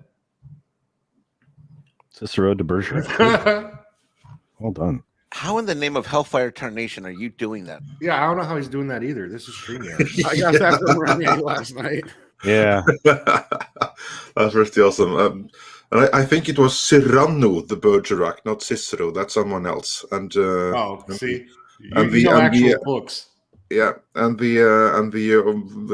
Cicero is someone else, and the pronunciation is, shall we say, sanitized. Don't say how it was originally pronounced, because we don't want to offend anyone using. Oh, really? So yeah. Huh. But The only thing this needs now is just like a little sound effect, just like a little. We're going to get ice cream. That's brilliant. But anyway, that scene there, in context of the movie, really ain't that bad. It looks far worse than it is, and the stuff that's going to piss you off you haven't seen yet. So yeah. And so we do have some members chats and super chats. Speaking of member chats, from Merlin's ID, I always do that. I always say ID. Yeah, Merlin's id. Merlin's id. In the immoral words of Razor Fist, Hollywood hates you. It is perfectly fine for you to hate them back. Oh well, yeah. I mean, I'm definitely not somebody who's going to be easily won over. Right, like even before all this woke crap, the reason, the thing that got me here to where we're at now was me going, I'm sick of the McDonaldization of movies. Movies suck. Sick of all these remakes, reboots, rebootquels, and everything else, and it just got sick and tiring. So, like, yeah, this is just the next evolutionary step, and yeah, it's to me with Hollywood, it's what have you done for me lately? You know, I that's why I didn't rush out to see Venom last night. As much as I kind of wanted to, I was just like, I don't know. You know, I don't want to be disappointed. And see, that's the Venom problem. and all these new movies, I'm specifically waiting for when I have time to see them at the local cinema down the street so that it actually gets to business, because it's been closed for months. Mine's been open, and this is now my 7th week of going to be going to the movies now.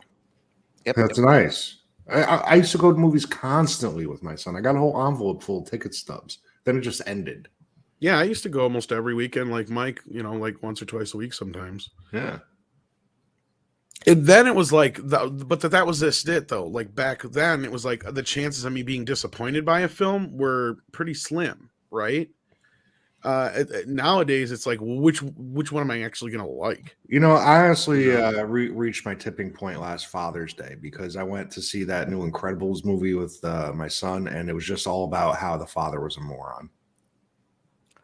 And I just want to, I'm starting to do this as a quick thing. Everybody, if you sent a super chat, a member chat, or you become a member, tag me at Mexican Iron Man. And if you haven't Well, we seen got it, the super chats. I'm more We worried got about all the super member chats. Yeah. So just member chats. Super chats, we have a repository Okay. for, so that's no issue. Just member chats. Member chats. Yeah, super chats, we have everything off, so that's fine. In fact, let's go through a couple of those. Before we do, though, Nick at Fame was curious if you're feeling any better. Andre says you sound better than you were earlier in the week.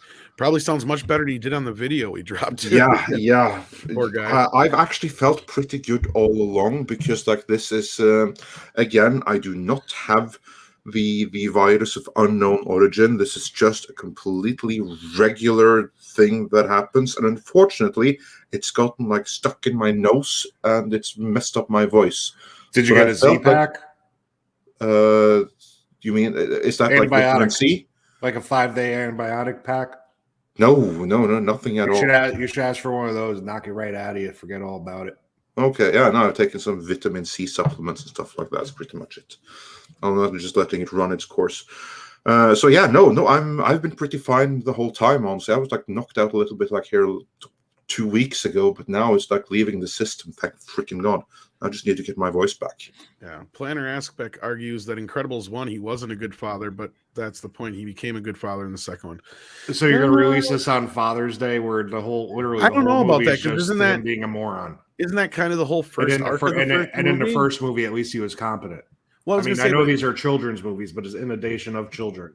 It's been a while since I've seen it, but remind me if I'm wrong. Like, isn't that part of the point of the first movies that he learns not to lie and be a jerk to his family and all that kind of shit, even though he was trying to do the right thing? Yeah. So then, beginning of the second movie, you learned nothing. The first movie meant nothing, and now you're back to square one. And I mean, I didn't hate Mr. Mom is a Moron should have been the name of the movie, but whatever.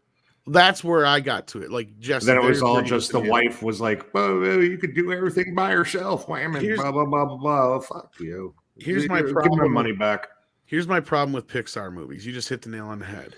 I love them and they're great for the most part, but they're not as original as everybody likes to make them out to be. Correct. Every one of them is a ripoff of another story. The animation programs they have are ridiculous. They could show the fibers on your sweater, but it's all goes back to the writing. You could have the technology to make the dinosaurs from Jurassic Park look like somebody made them in their basement, right? But if you don't have a story to tell, who cares? It's like a bunch of kids out in a multimedia class who just got their hands on a camera. What should we film? Oh, let's film a fight scene. Well, why? I don't know, because it's what we figure we could probably pull off and do. Yeah. But anyway, I don't want to get down a deep rabbit hole of Pixar, but no. Yeah. We have some more super chats to go through here as well. Super chats. Blah, blah, blah.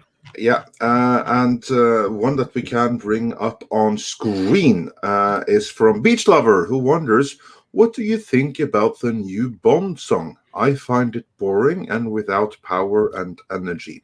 I actually heard it for the first time. I haven't heard it. I heard it for the first time today. And I heard it while watching the opening credits for the movie itself. I've already forgotten it. I couldn't hum it for you if my life depended on it. I agree with you. Boring and without power and without energy. So boring. Really, really boring. That's what I think about it. Well, the damn thing came out a year ago. What? The damn thing came out a year ago. Yeah, well, I still don't remember it. So that's how exciting it is. I listen to it now. Saw it in the big screen today, but tremendously boring. So what do you guys think? I haven't liked it. I haven't liked it since it came out. It's not. And I actually don't hate Billie Eilish, but like I don't think she's the greatest thing that everybody says she is, and she needs to learn how to actually sing. And I'm not saying she doesn't have a voice. What I'm saying is all she does is whisper sing. Yeah, she's an interesting character because on some point she seems to be like right on, but she's young as shit. I think that's exactly that's the problem. Yeah, she needs to, and that's the other thing is I'm not trying to stick up for anything like that, but I do kind of feel sorry for her in a way. Like she's growing up in a very bad time right now to deal with being the new Madonna, right? Like she is not being allowed to do anything without being under a fucking microscope right now. And I'm with Ram Bam here. She was way too young to be singing a Bond theme. You Like, know, I predicted this. I don't know if just anybody followed her on remembers it. Instagram because she lost 100,000 subscribers. I saw a thing because she wore a non potato sack outfit. Yeah, So I was she's like, been I doing support this- them titties, and I followed her. She said a Damn. lot of stupid Wow. shit, but she's also been dealing with a lot of stupid shit. So I'll give her a pass on a few things. But I said this. I predicted she was going to be the one to do this song, and I said then she's going to do a shitty job because she's not old enough yet. You need somebody who has a little bit of experience to be doing a Bond song. There has to be some soul to it, like the best ones that we all know. Yeah. Yeah. You have to be somebody who can belt something out. I mean, Duran Duran, the View to a Kill song, the You Only Live Twice, Diamonds Are Forever. These are very mature, powerful voices that are making these songs. It's a theme. You are literally a theme for an entire franchise, and it has to be reinvented. Yeah, All right, I got why you guys are all bored by this song. First off, she doesn't start singing until 27 or 28 seconds into the song, which is way too long of an intro for a movie. Okay. By that time, we should be wrapping it up. But the song, it's very melancholy and slow with a melodic piano line. So she sings down close to that voice, because in music, each different line, or like a guitar and a bass, they're called voices. Every different line is a voice. So the two voices are moving with each other, right? What she should have done was be more like a Freddie Mercury, where it's like, okay, now that I have my bass line, now I have to go above it so that there's she's not experienced enough for that yet. Yeah, because like when you it's like bookending it, and then there's all this room in the middle, and that's when you fill in your other voices to bring emotion into it later, and they don't do that because they don't give themselves the room to move. Kind of like the Adele one that just kind of built. Yeah. But anyhow, what else do we got, Andre? Yeah, let's see here. Then we have another we can bring up is Dean Krantz, who says for $5, I remember an article I read about Craig as James Bland, the Gray Man. I bet that's something Jesse's going to agree with. I mean, do you guys know what a gray man is? Go ahead. A gray man is when your political views are no longer popular and you have to fade into society and act like everybody else, but you're still yourself inside, but you're really just fading into the crowd. I did not know. Yeah, it's called gray man theory. It's to escape communism. Okay. What about brown man theory? What does that mean? Brown man theory is when you can't stop shitting. Well, that doesn't feel like diversity and inclusion, Jesse. Is that anything like the brown note? They go hand in hand, and you know what? You don't want any inclusion at that point, because you want people to stay the hell away from your bathroom. And we got another new member in Freakadelic. Welcome, Freakadelic. And to all new and existing members, I promise as soon as my voice is back up, there's going to be member streams, there's going to be Norse mythology, there's going to be behind the scenes making of videos. Hell, I'm even going to throw in some original Ibsen just to make up for all the time that's been lost. So, and that's original readings of Henrik Ibsen's. Since Doomcock already has like Shakespeare cornered, I'm going to do the Norwegian Shakespeare. And half of the reason we haven't getting anything out is my fault too, so I apologize as well. And Rambam says the gray man is exactly what a good spy should be. Yeah, in public, that's a great point. But you also want them to be very loyal and patriotic to their, wherever they're from too. Obviously, you want to be extremely. Yeah, it's hard to sneak into a crowd in a spy scenario because you have to be likable but forgettable. That's very hard to do. Exactly. Yeah, it's a fine line. You have to be able to. Well, that's also a very good confidence man. Anybody that's the face man in a con team also has to be likable but forgettable. You can't be striking in any way. And Six says it's 96% my fault. I'll take it. Probably true. Probably is. Yeah. What'd you do now? Not good. And Freakadelic wonders where's a good place to send the message. No, just put the message in the chat and hashtag Midnight's Edge, and we'll pick Otherwise, it up PayPal is not a horrible way as long as Andre's paying attention. Yeah, as long as I am able to log in and get it in online here. But for right now, just send a message. Just send a message here in the chat, or if there's something else, drop us an email. The email is on the About channel. There you'll find an email. I do want to take a moment though to thank Mr. Tickle Trunk for a very generous donation as well. Though he sent to my PayPal, so thank you, sir, for the both of us. We appreciate that. And then there's no more super chats that I can bring up on screen, but we do have a backlog in our repository, and we do have a repository for super chats. Going back a little bit, Cali PMC said for $5, are any of you Asimov fans? I need someone to tell me if this new Foundation series is worth watching. Will you be covering it? So, gentlemen, who are familiar with Asimov, and have you seen Foundation, and is it any good? As far as Isaac Asimov goes, my uncle was a big fan. I've only read Nightfall, which was an elongation of a short story about a world where it's never nighttime than it is. But as far as Isaac Asimov goes, he's always had a reputation for, some people love him and some people think he's a joke. I don't understand the people who think he's a joke personally, because he's come out with so much original freaking material. It's probably being jelly, really. But, you know, maybe it's like a Stephen King. They're great at creating all this stuff. Maybe he's not the best at dialogue sometimes or whatever. And so people goof on him. But I think Isaac Asimov created a whole wealth of material that everybody's been copying for, what, 70 years now? Yep. Yeah, very, very prolific writer. I know him only on a surface level, though. I don't know too deeply into his catalog, or however you want to put it. I haven't had a chance to really check into Foundation much. Just heard a little bit about it. I saw the trailer, and I'm going to be watching all of it. Mike, though, it sounds like you know a little bit about it. Mike, you're going to be disappointed based on everything that's come out about it. Oh, no. Well, I don't know if all of his material was of the same vibe, but the one I read, it was kind of graphic, especially for the time. So with the times we live in now, where everybody's, you know, bubble wrapped, I don't know if they'll be able to tell those stories properly, because you won't have the weight that goes along with all the things that happen, because you can't show them. Yeah, and as for me, I'm a pretty decent fan of Asimov. I have read the majority of the robot stories, and I have read the first Foundation book. I haven't read the others, but I have read the first one. Now, but I read that 15 years ago, and I remember the beginning of it. I remember the gist of the story, but I don't remember it well enough that I'll be able to do like a good comparison between the story and the series. I haven't seen the series yet, but I fully intend to do so and at least assess it on its own merits.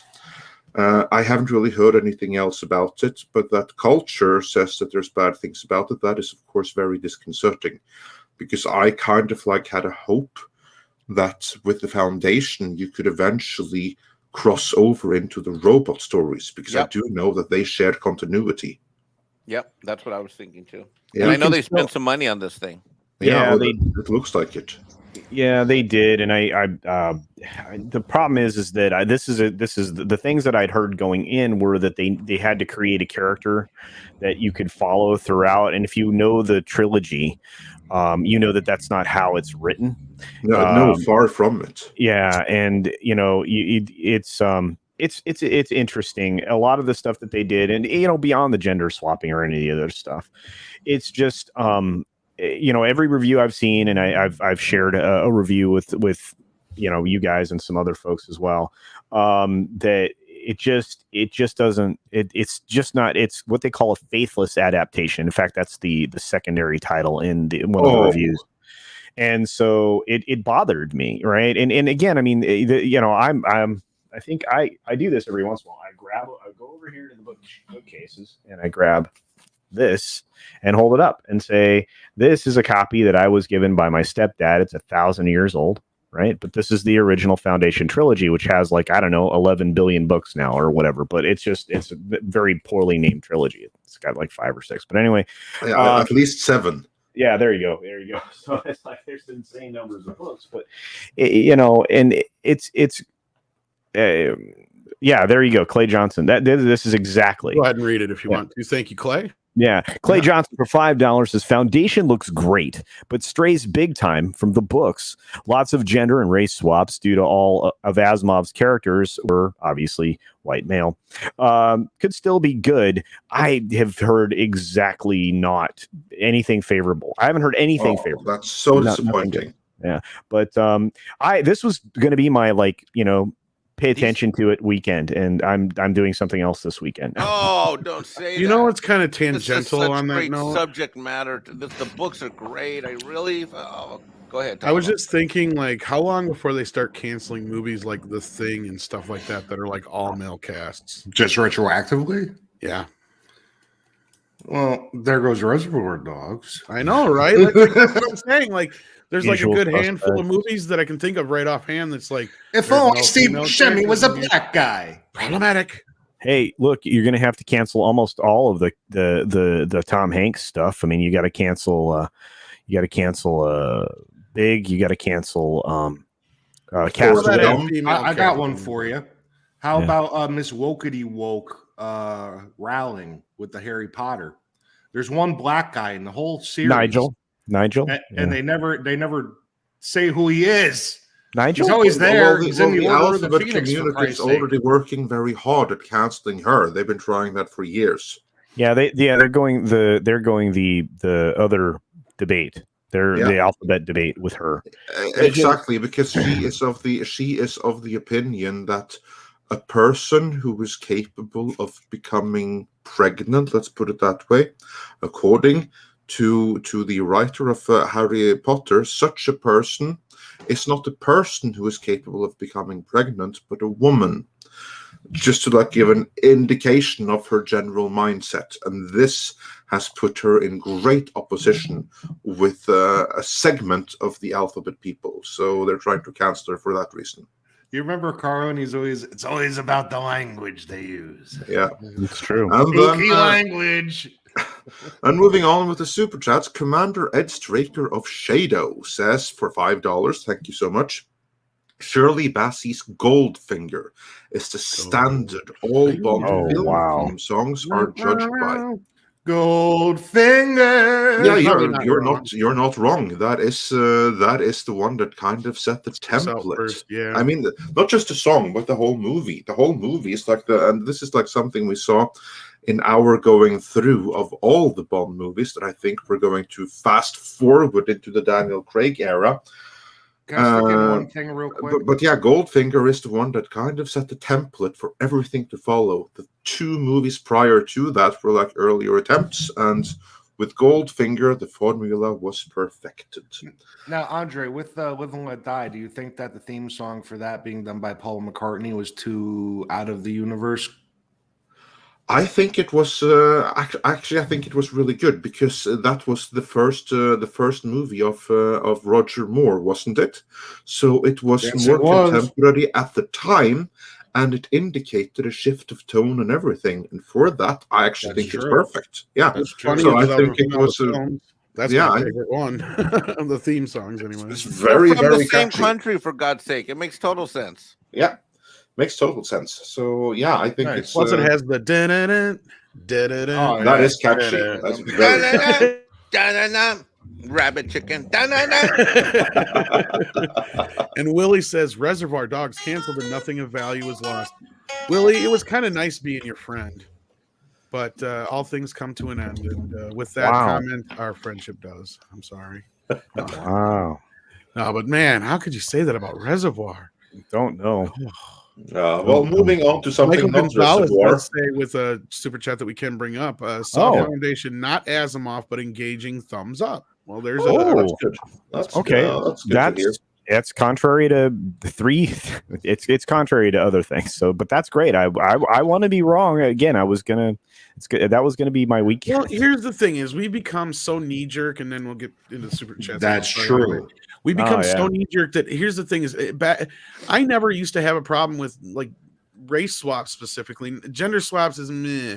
Race swaps never really bothered me as long as they didn't add a bunch of stereotypes to the character, right? Yeah, as long as they don't alter the character. Exactly. Like Roland the Gunslinger. He was described in a very bland way in the books. He's supposed to look like Clint Eastwood out of the spaghetti westerns, okay? So to replace him with the definitely black Idris Elba made no difference. It was actually a good choice. Why? Because he was good in the role, and the race had jack shit to do with that story. Well, Until you get to the second movie, Drawing of the Three, or the second book, where they have Susan come in, and there's a lot of race stuff within that character that she went through in the past, but that has nothing to do with Roland and his universe, because they're from different worlds. There's other worlds than these. No, like, I mean, great example, of course, is Lawrence Fishburne is Perry White and stuff in Man of Steel. Like, I thought that was a very good casting choice. There's good, though. Several other ones I could think of offhand, but like that's the thing is like I've even brought up the point like people have argued, well, Batman can't be black or Superman can't be black. I say like Superman more so you could say could be any color he want. He could be green, an alien, right. And we've already had, I believe, Dean Cain is part Asian, so we've already. How do they know that on Krypton there's not a whole bunch of different skin tones? Well, that's what I'm saying. So I mean, really, that's just beyond silly. That. Everybody knows he's adopted as Clark, right? So that's the whole point is. You can kind of get away with a little bit of leeway. And as long as you don't change who the character is overall, I'm fine with it. That's my problem with Miles Morales. It's like I wouldn't have a problem with the character so much, but when I went to see Into the Spider-Verse, and I know this is an unpopular opinion, I felt like they added more stereotypes to the character. It's like they added all these things to it. It's like, why? Because they're trying to relate to people they don't understand. And that's just it. It's like, okay, so you're trying to be all quote unquote diverse, but instead to me, you're coming off as racist. Well, I'm completely in shock that Jesse and Tom are way more forgiving on this topic than I am, because I take a hard line. I want them to look just the way they looked. I want them to act more or less just the way they acted, the way I found them when I grew up. See, my problem is plot holes. See, it's like, especially with Superman, let's say that he was a black guy, right? From a Kryptonian version. Now, the United States happens to be 71% white people, right?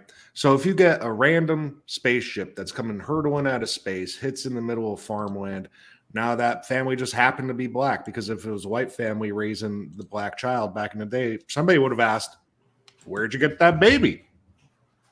Right? So that blows up the whole thing for me. But beyond that, I mean, I see Mikey's point, obviously, where it's you want to see what's on the page. I mean, that's why everybody loved Robert Downey Jr. as Iron Man, because he looks like friggin' Tony Stark, right? Same thing with Thor. But in a Superman, you're talking about the individual character of Kal-El or Clark Kent or whatever you want to call him. He's a white guy. He happens to be white. Sorry. I get that. Sorry. Yeah, sorry, not sorry. No, normally I just prefer you stick with it, but like, once in a great while, you'll just get that random. It just makes sense. And the problem is we don't live in a world anywhere where those just make sense now. They're done just for virtue. That's the problem. And that's why I get the reactionary feelings to a lot of these situations when they happen. So you're totally right with the knee-jerk reaction and everything, though, because it's like, no matter if it's anything that any of us even like a little bit or remember, like the second we hear about them doing something with it, it's like red alert, put up the walls, shields up. Well, we have 3 examples now. Yeah, because we have a decade now, and we have Venom to a point now. Hey, don't forget the way I reacted to He-Man. Yeah. No, let's not forget about that. And to go on the girl side of things, like as far as women go, like we all agreed that for those who on the panel here who saw Bill and Ted 3, a lot of the stuff that we had as far as the gut reactions and the knee-jerk reactions to the daughters was basically unfounded when we actually see the movie. Outside of one stupid line, there's nothing wrong with it or overly woke about it. So, I enjoyed the daughters in that. They loved their fathers very much. They had respect for their fathers. They were the only people in that movie who thought highly of those 2 men. That's nice. Yeah, imagine absolutely. that. Yeah, that was really good. But gentlemen, we have a few more super chats to go through here. I'm just going to see if there's someone else I can bring up on screen. I need to let Bambino out. I'll be right back. What are you doing? Yeah, sure, go for it. Not doggy out. And Naked Fame says, everyone forgets the Pretender. Didn't do a theme. The Pretenders, that like that 90s series? Yeah, the Name of a Pretender theme. was a television show. There where was this a- guy I was remember. raised. And, Yeah, I remember. Yeah, it's true. That didn't have a theme. There I was, was a, like- a stint for a while where a few shows didn't really necessarily have the standard television Yeah. theme. They were trying it for a bit there. I Yeah. can't help myself. I love that show. It was really cool. And My- Miss Parker, she was so smoky Oh hot. yeah, for real. She's so bitchy. Yeah, that did not make her any less hot, but okay. No, it didn't. Not one bit. But thank you, Nick. Yeah. And then moving on from there, let's see if there's any The Pretenders, any he others. says Bond. And Did all right. Pretenders do a Bond song? Is that what he meant? I don't know. Did I miss I didn't know if the series The Pretender, and that I didn't think they have a theme. did. Hold on, let me Google that shit. Maybe they did. Well, I think he's you trying to check that correct out. himself here. Is what he's trying Yeah. to do. I'm trying to figure out what he means here. Yeah. Just say it. Yeah, Nick. I You think that don't have Chrissy to- Hine did something. Maybe, yeah. The Pretender. Yeah, that's what. See, now other people are saying the Pretenders too.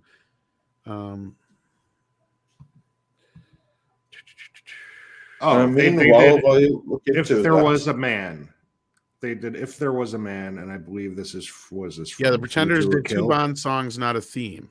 Oh, okay. I see. I see what he means now. Yes. Yeah. Okay. That changes well, everything. in same respect, you had the '90s. They were trying different things and stuff like that too. Yeah, but the Pretender, I don't recall that having much of a theme.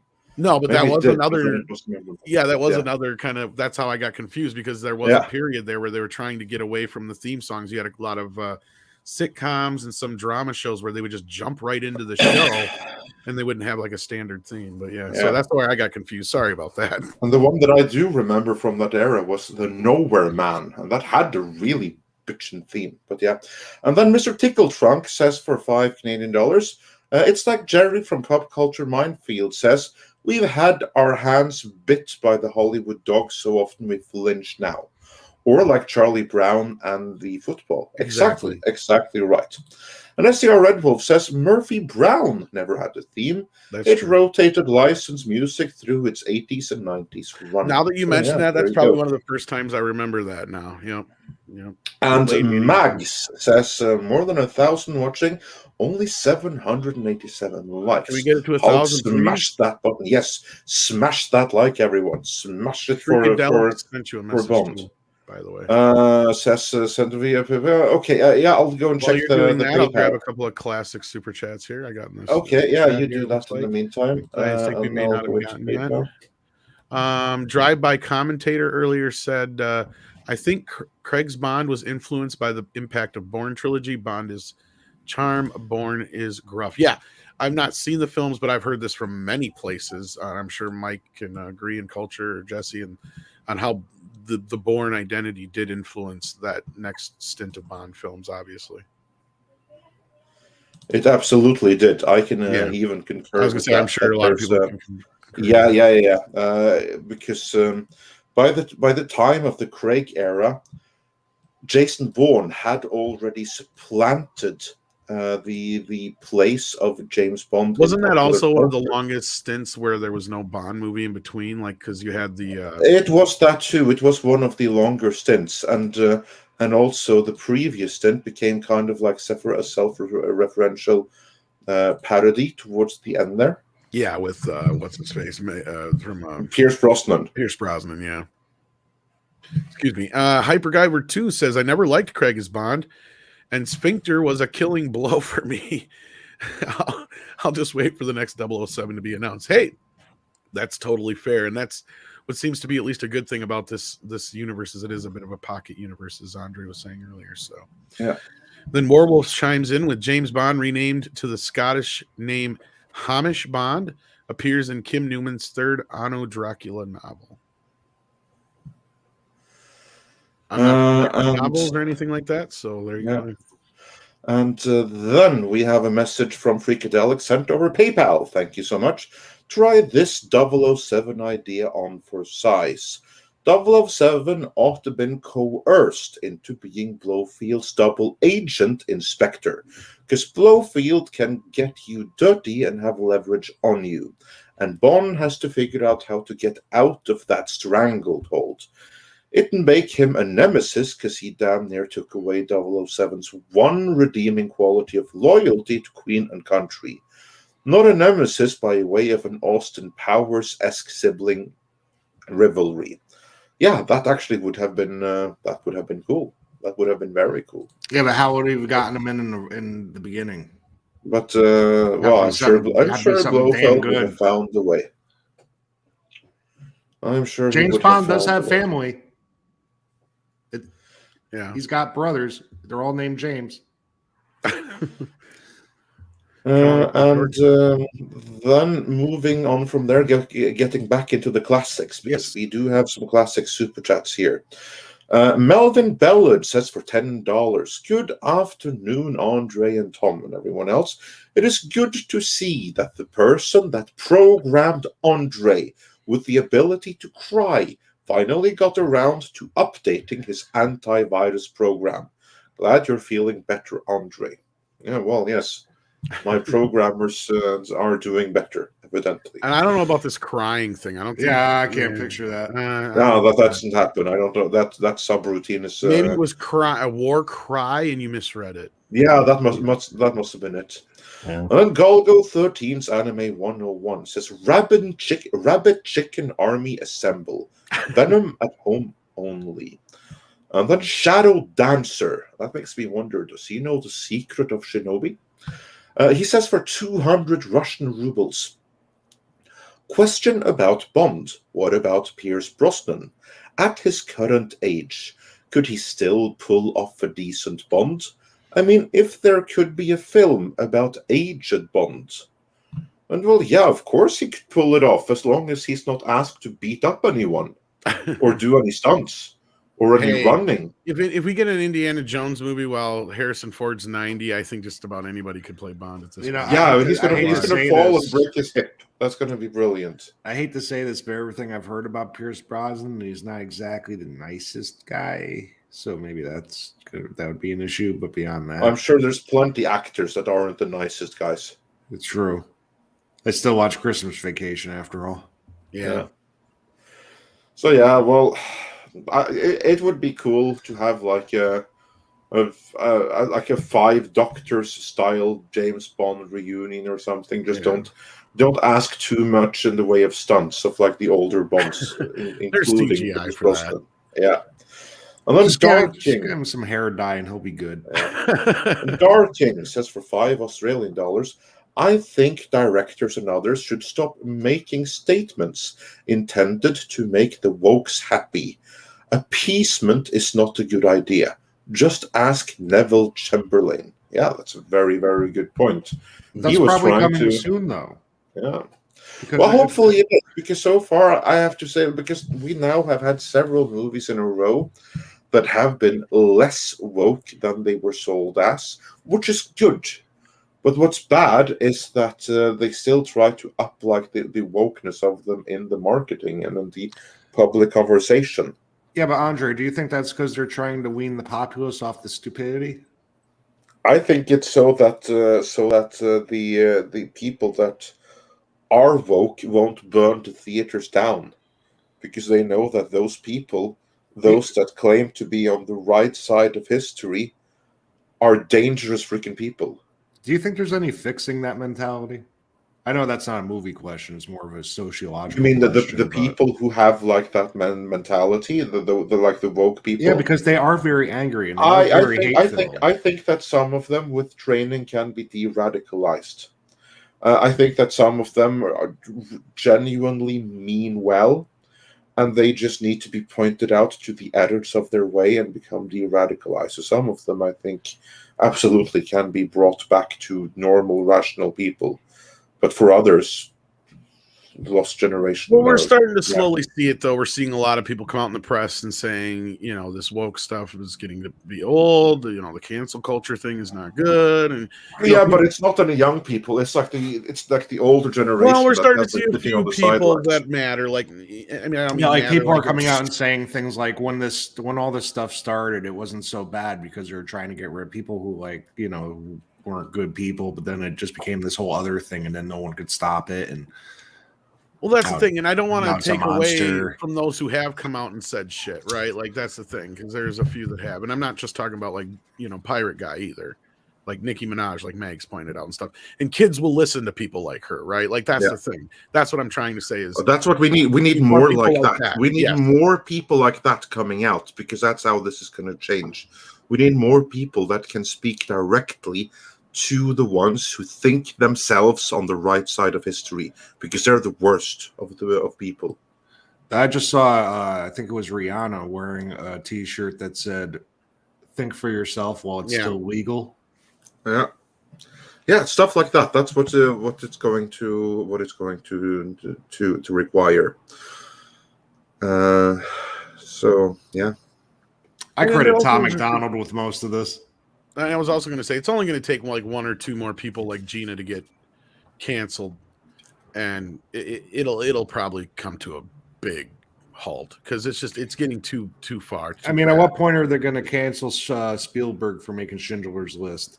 no, give it time. That's what I'm saying. Yeah, but he'll be cancelled for The Color Purple many times over. God.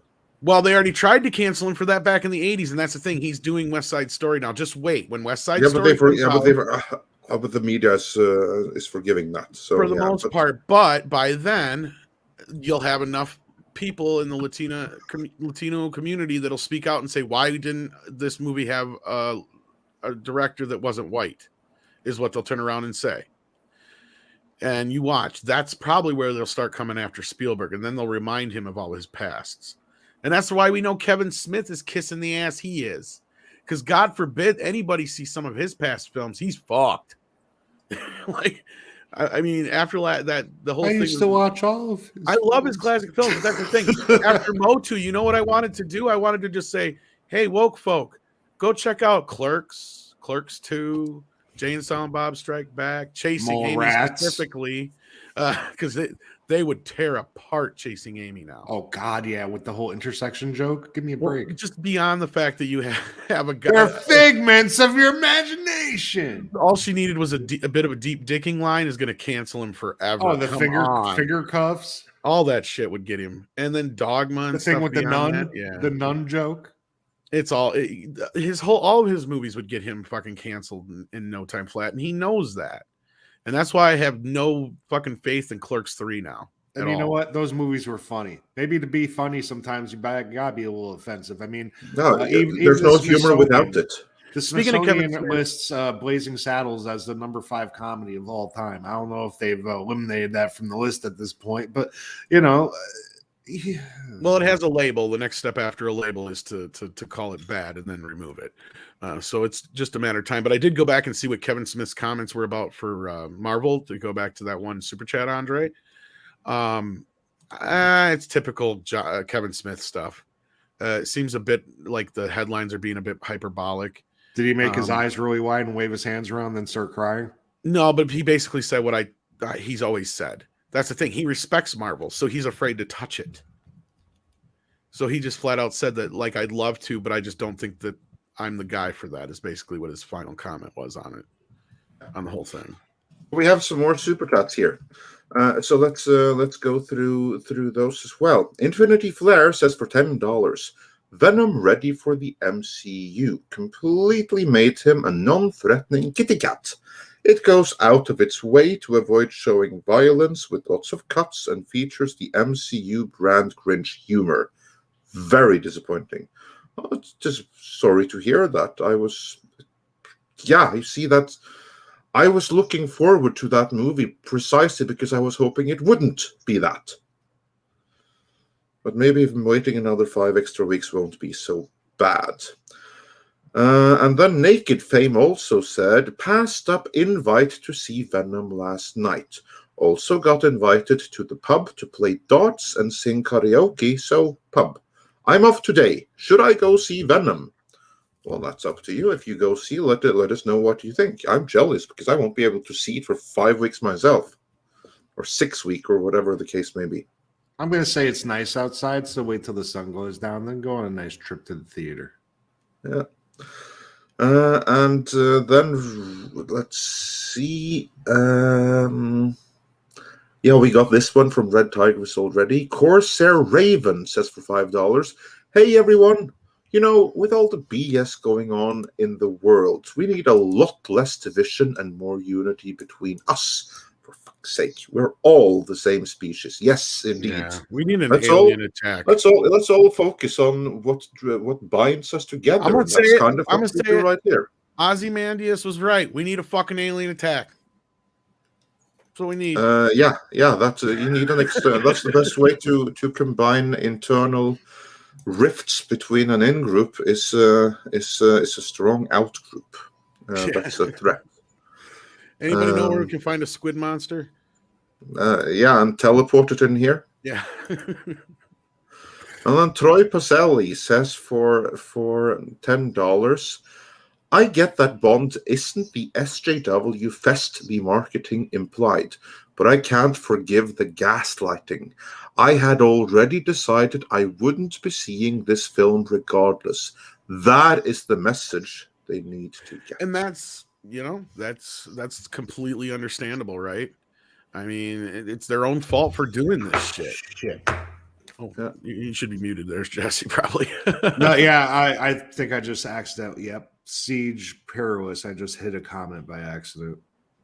Oh, god damn it! If you just hit a comment, that's all. As long as you didn't block them. No, I think it says it was hidden. So okay, now that's gotta get fixed. My bad, Perilous. I can fix it. No worries. While you fix that, Madeline's id says, "Don't miss my members chat." Yeah, I think we got it. Well, did we get it earlier? Okay, I think good. That's the one I read. Yeah. Yeah, and then he says, "But I'll say really quick, I'm happy to punish woke marketing, even if the film itself isn't woke. They deserve punishment."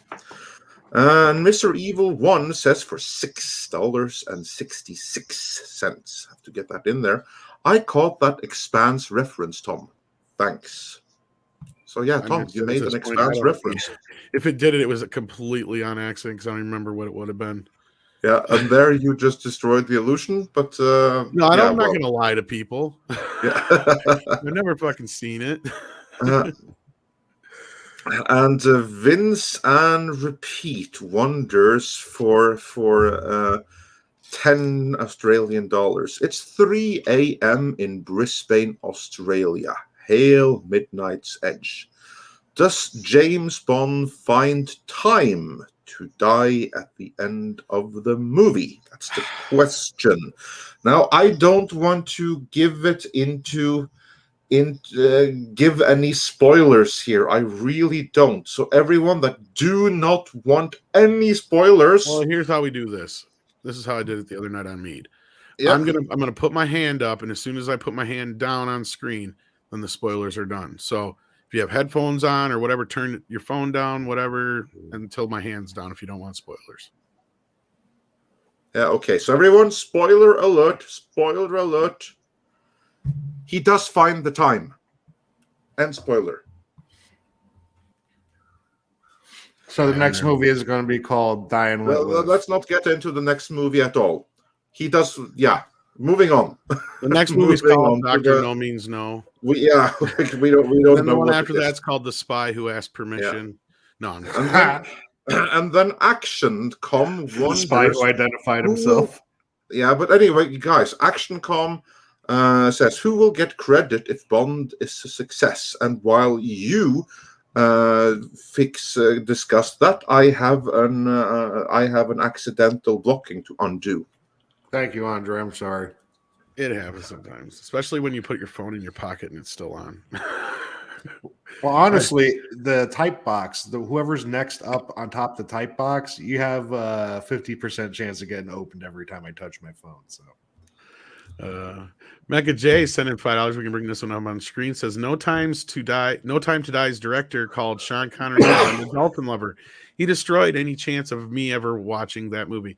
Well, and this is probably the only one he's going to direct. So called him a dolphin lover.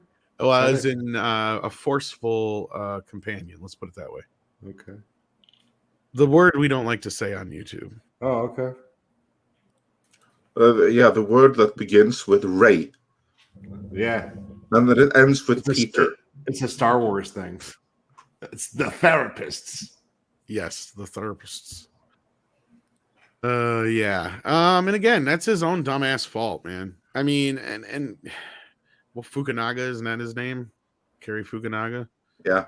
I mean,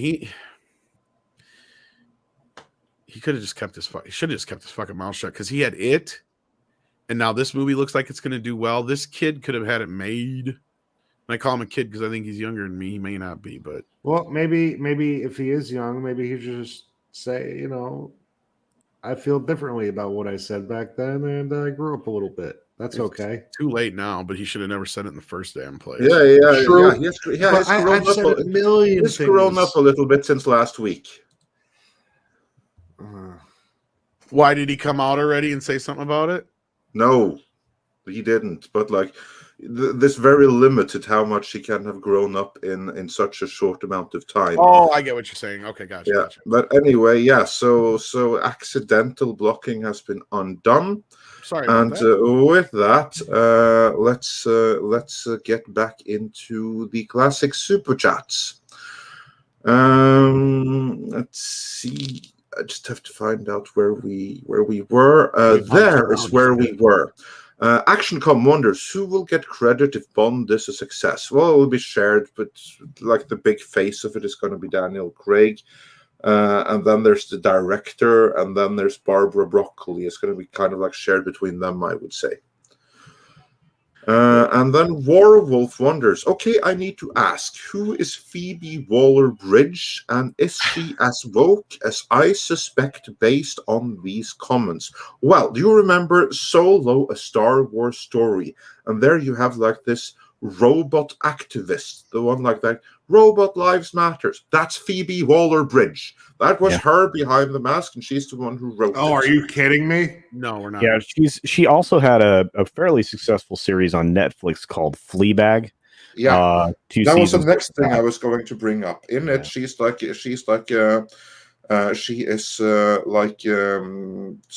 woman who's really struggling with her relationships, which she has many of, and there she is so progressive and so feminist that she repeatedly asks for some backdoor action and stuff like that. So, she seduces a priest. I mean, she's not a very good person in the show. Well, and then it's headlines like these that are not going to help this movie. I mean, this is fucking Newsweek.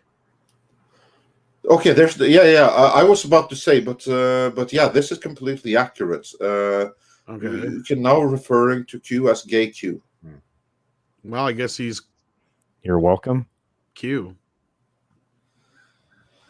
And the Q in the LGBT, evidently.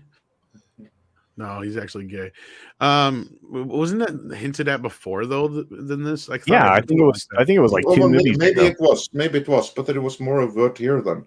But yeah, it may have been, because to me it was kind of like no surprise. I was like, I'm not shocked by that at all. So they're making a big deal out of it for just headlines. Oh, they're making a bigger deal in the headlines. Cultured, how long do we have you for before you have to be out here? Oh, I probably should be sliding out about now, but I was not going to interrupt the flow. Thanks for joining us, brother. Yeah, I really enjoyed being here as always. You guys, I mean, especially when we talk about Bond. Bond is. I grew up. My grandfather introduced the character to me way before I should have been as a young person, but I thank him for that every day because it gave me a lifetime of enjoyment. And I'm just hoping this film is good. So thank you for the privilege of hanging out with you again, gentlemen.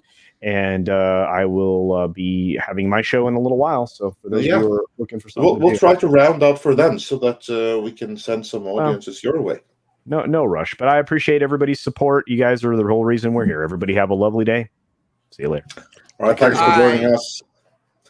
And then Mr. Tickle Trunk, he said, rant. And I think that was in reference to when Chris Gore was here.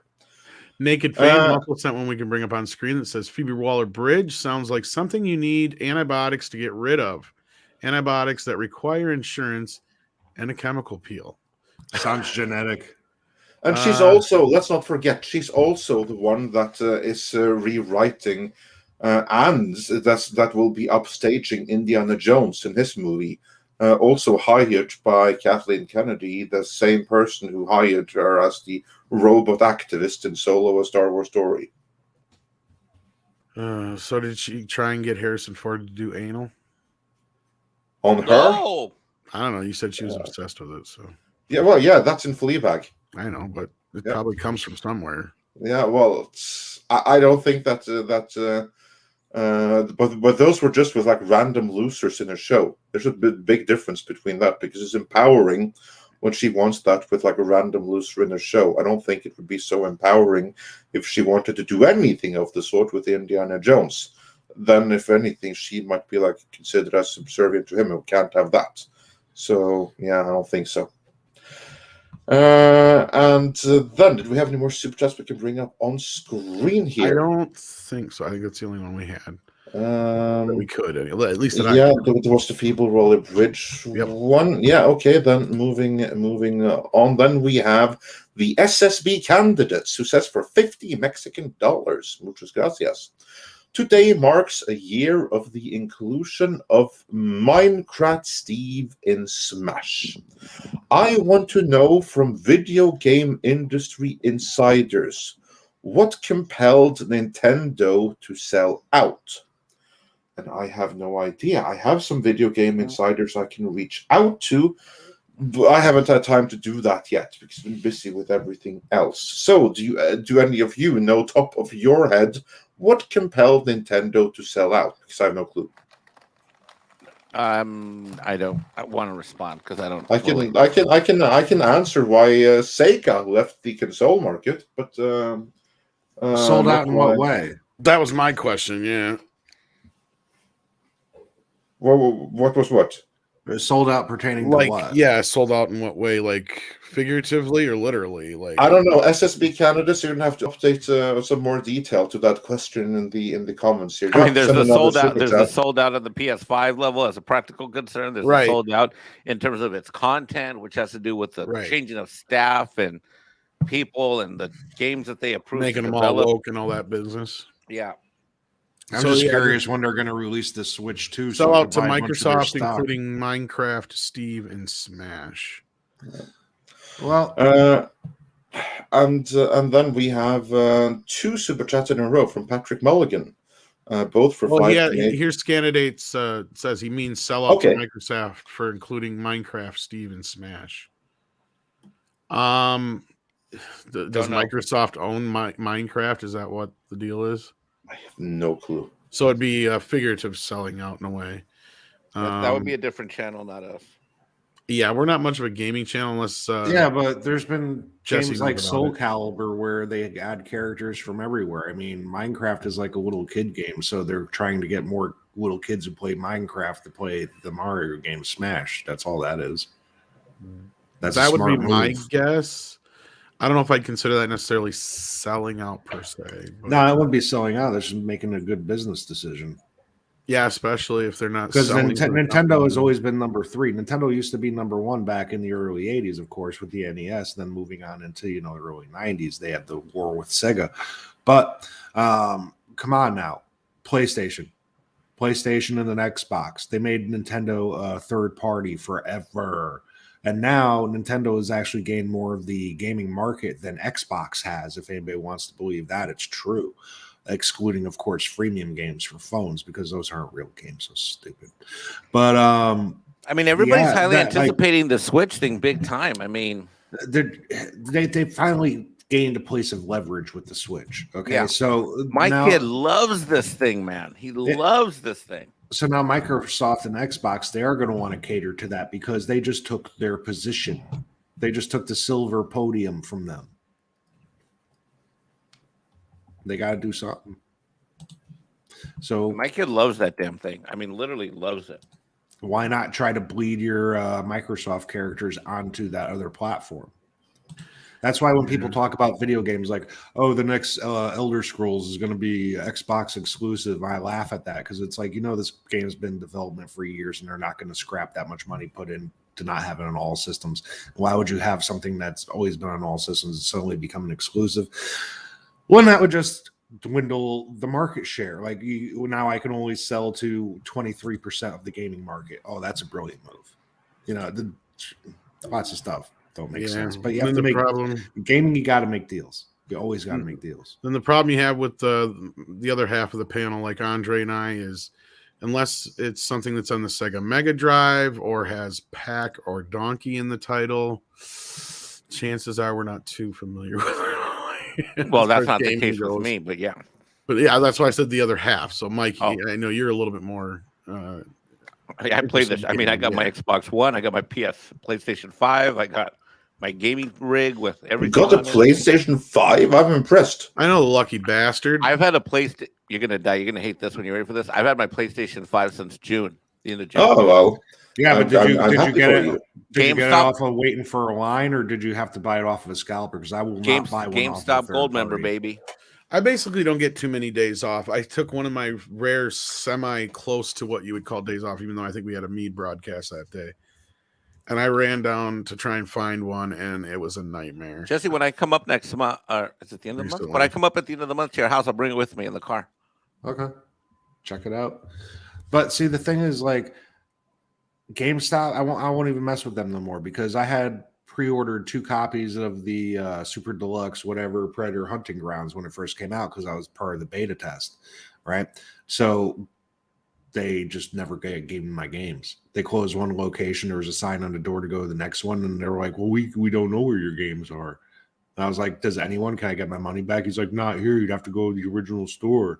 And I was like, "Yeah, but it's closed. It said to come here." He's like, "I don't know." Well, that's an example of what happens when they already had challenges in customer service. And then you had some bad leadership combined with, then you throw the pandemic, and then they're in malls. A lot of the mall stores closed. I fucking hate GameStop. Yeah, and it was a mall store, and that's why I figured it would be a little safer because everybody knows that there's a GameStop at the mall. The ones that I found that I still have that were still customer service oriented that worked well were the independents that were almost pretty much like their standalone, like Radio Shacks used to be in the day. Yeah. Anyway, back to Radio Shack. Yeah, anyway, back to here Super and Chat. there. Yeah, we have a few more super chats to get. Yeah, we got 2 in a row from Patrick Mulligan, who says for $5 Canadian for each. First, the black female 007 does not necessitate woke. When will people realize that plenty of diverse and politically progressive does not equal bad writing? And yeah, there's obviously like some woke aspects to it, but honestly, all the stuff that you're worried about, that you would think, if it's certainly based on that first trailer, it doesn't happen. Yeah. And she is in no way, shape, or form superior to Bond in any way. On the contrary, he upstages her at every turn. I was going to say, if you weren't here, you could just back up a little bit. I think we kind of covered a lot of that pretty well here. And then he also suggests get Mauler, Rags, and Fringy on Midnight's Edge from EFAP. They can explain the difference between bad writing and writing that you simply do not like for politics. Would be an honor. I'm not really in direct contact with Mauler, but maybe next time I talk to him, I'll try and figure something out. Yeah, it would be great to have him on. And then says, "Hi, gents. Hello, everyone. And hello, hope you're still here." And Kaiju King Gabriel says for $5, "Wait, what was a TV episode? Venom, Let There Be Carnage, or Bond?" No, the Many Saints of Newark. Yeah, we were speaking of that. Many Saints of Newark. So neither of the two is the answer. And also on that note, Dog Files says for $9.99, the 1968 riots in Newark really happened. The reaction to it was called the Great White Flight, where the middle class left the cities. That's why Tony family don't live in Newark anymore. All right, cool. And then let's see, we got this one. And Hypergiver 2 said, "I never liked Craig as Bond, and Spinster was the killing blow for me. I'll just wait for the next 007 to be announced." We read that one, yeah. That one, yeah.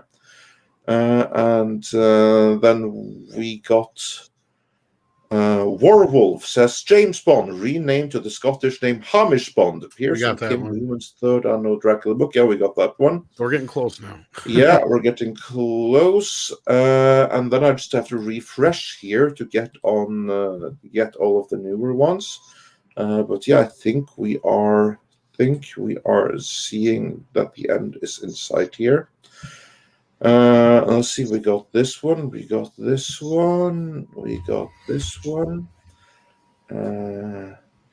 Naked Fame says, "Where has everybody gone? If there was a man." I'm not sure what he was referring to there. What did you Where mean by has that? everybody gone? If there was a man.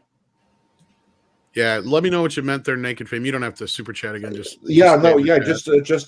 highlight, because the we're kind of like lost on context right now. Yeah, and while we're waiting for that, Scanadate says, I'm trying to say that Nintendo sold out to Microsoft for including something that is a direct competition over characters who have actual close ties to Nintendo and scamming. I'm not sure about the scamming side of things, but I mean, they've had crossover characters and a lot of things for years. And that's the thing is, there's been some characters that have been like priority to one specific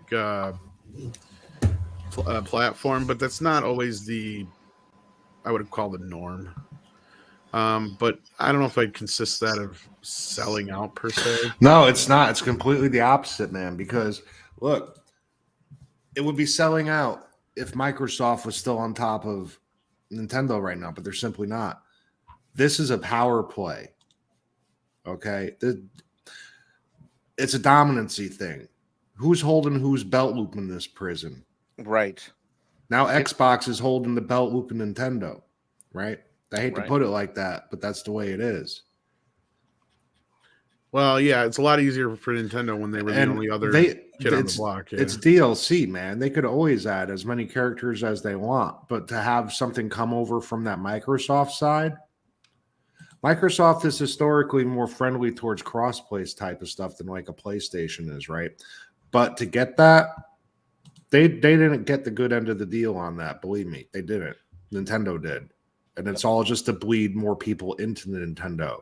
So at the end of the day, it's a very good move, monetarily and for the future. But I've always ragged on Xbox. So to me, it all makes me laugh. Because I'm a PlayStation guy. Yeah, like that's all I can say to it, though, is like the whole proprietary thing isn't as exclusive to video games as it is in other places, probably. But Dr. Long Dongler sent us a super sticker. Let me see if I can see what it is here on my end. It is. It's a winky face with one eyeball open. Yeah, eventually it'll pop up on my side. Thank you for that, Dr. Long Dongler. And what did we have left, Andre, for super chat? First, I'm just going to send you a picture on Messenger that you can bring up, which we got from Douglas Nelson, and I thought it was absolutely beautiful. So you do have to bring that up on screen here. He sent it a little while ago, but I didn't see it until now. But thank you, Douglas. So Tom, if you check your message, yeah, there you go. And then going back to the super chats in the meantime, what we have left, we're starting to see the end here. Then we have Oliver Clothesoff, who says for $10, James Bond died with Sean Connery. And then Diego Flores also clarifies the Nintendo discussion, saying that is not selling out, that is negotiating to get the old rare games for the 64 expansion pass in the online. For context, Rare left Nintendo because of Miyamoto being a control freak. I see this is something I need to learn much more about. And then Oddball 1971 wonders, are any of you looking forward to Top Gun, or even care about its being pushed back so much? And yeah, I don't care that it's being pushed back. I mildly look forward to it. I do care that Jackass is pushed back, though. But that's me. How about you, gentlemen? I'm not a big I'm not like dying to see Top Gun, but I bet you Paramount's. It's funny you bring this up. Actually, I'm kind of glad you brought this up as Super Chat, because I was going to mention this earlier, but we got past the point so I could bring it up. I wonder if Paramount isn't kind of kicking themselves in the ass right now for moving these movies. I kind of wish Culture was here to respond to that too, because I think he'd agree with me on that. Because the only other reason I can see them wanting to do this now is if they're really setting up the studio for sale and they want to have a few things on the back pocket as kind of like sweeteners to the deal, right? Like, look what we got for you to release next year. All you got to do is buy Paramount. You know, I could be wrong on that, but I mean, it seems to be that there's a lot of moving and shaking going on over there that They may be. I don't think so. That's a revenue cash grab opportunity, and I think that's the other problem I see with it too. I think it's like in the games of chess. Well, I think they thought that they were making a good first mover strategic move, because if you recall when that announcement was made, things were a bit different. There was definitely like, oh boy, here we go. We're lock doobie doos are going to happen again, and da da da. And they were the first to say, hey, let's just push all this shit back. And so I think it was a reactionary move. And if they were intelligent, right, what they should have done is they should have sat back and said, look, and if you look at the way they're managed and who manages them as a studio, which just means like they suck. Okay. They should have sat back and said, okay, let's look at these other movies that are getting released. Let's take a look at what their numbers are. Let's let this thing sit for just a little bit, and then we'll decide what we're going to do. Instead, they jumped out in front and said, hey, here's what we think we're going to do, and we think we're doing the right thing. When in reality, I'll tell you this much. I was uber excited. I'd seen the trailers. I was uber excited. Then when I found out, which I think was on this show or it was on our Mead show, when I found out it was delayed again, I was like, man, F this. Actually, I might have an answer to that now that I thought about it a little more. Go. Because we remember that when this was announced, I didn't even think about it from this aspect. This probably had more to do with two things. One, as we've said before, and Andre knows what I'm talking about, when I say there is no reason that Paramount has to rush to get this movie out any more than Sony has to rush to get Ghostbusters out. There's no reason to like get it out there because there's not a movie coming afterwards right away.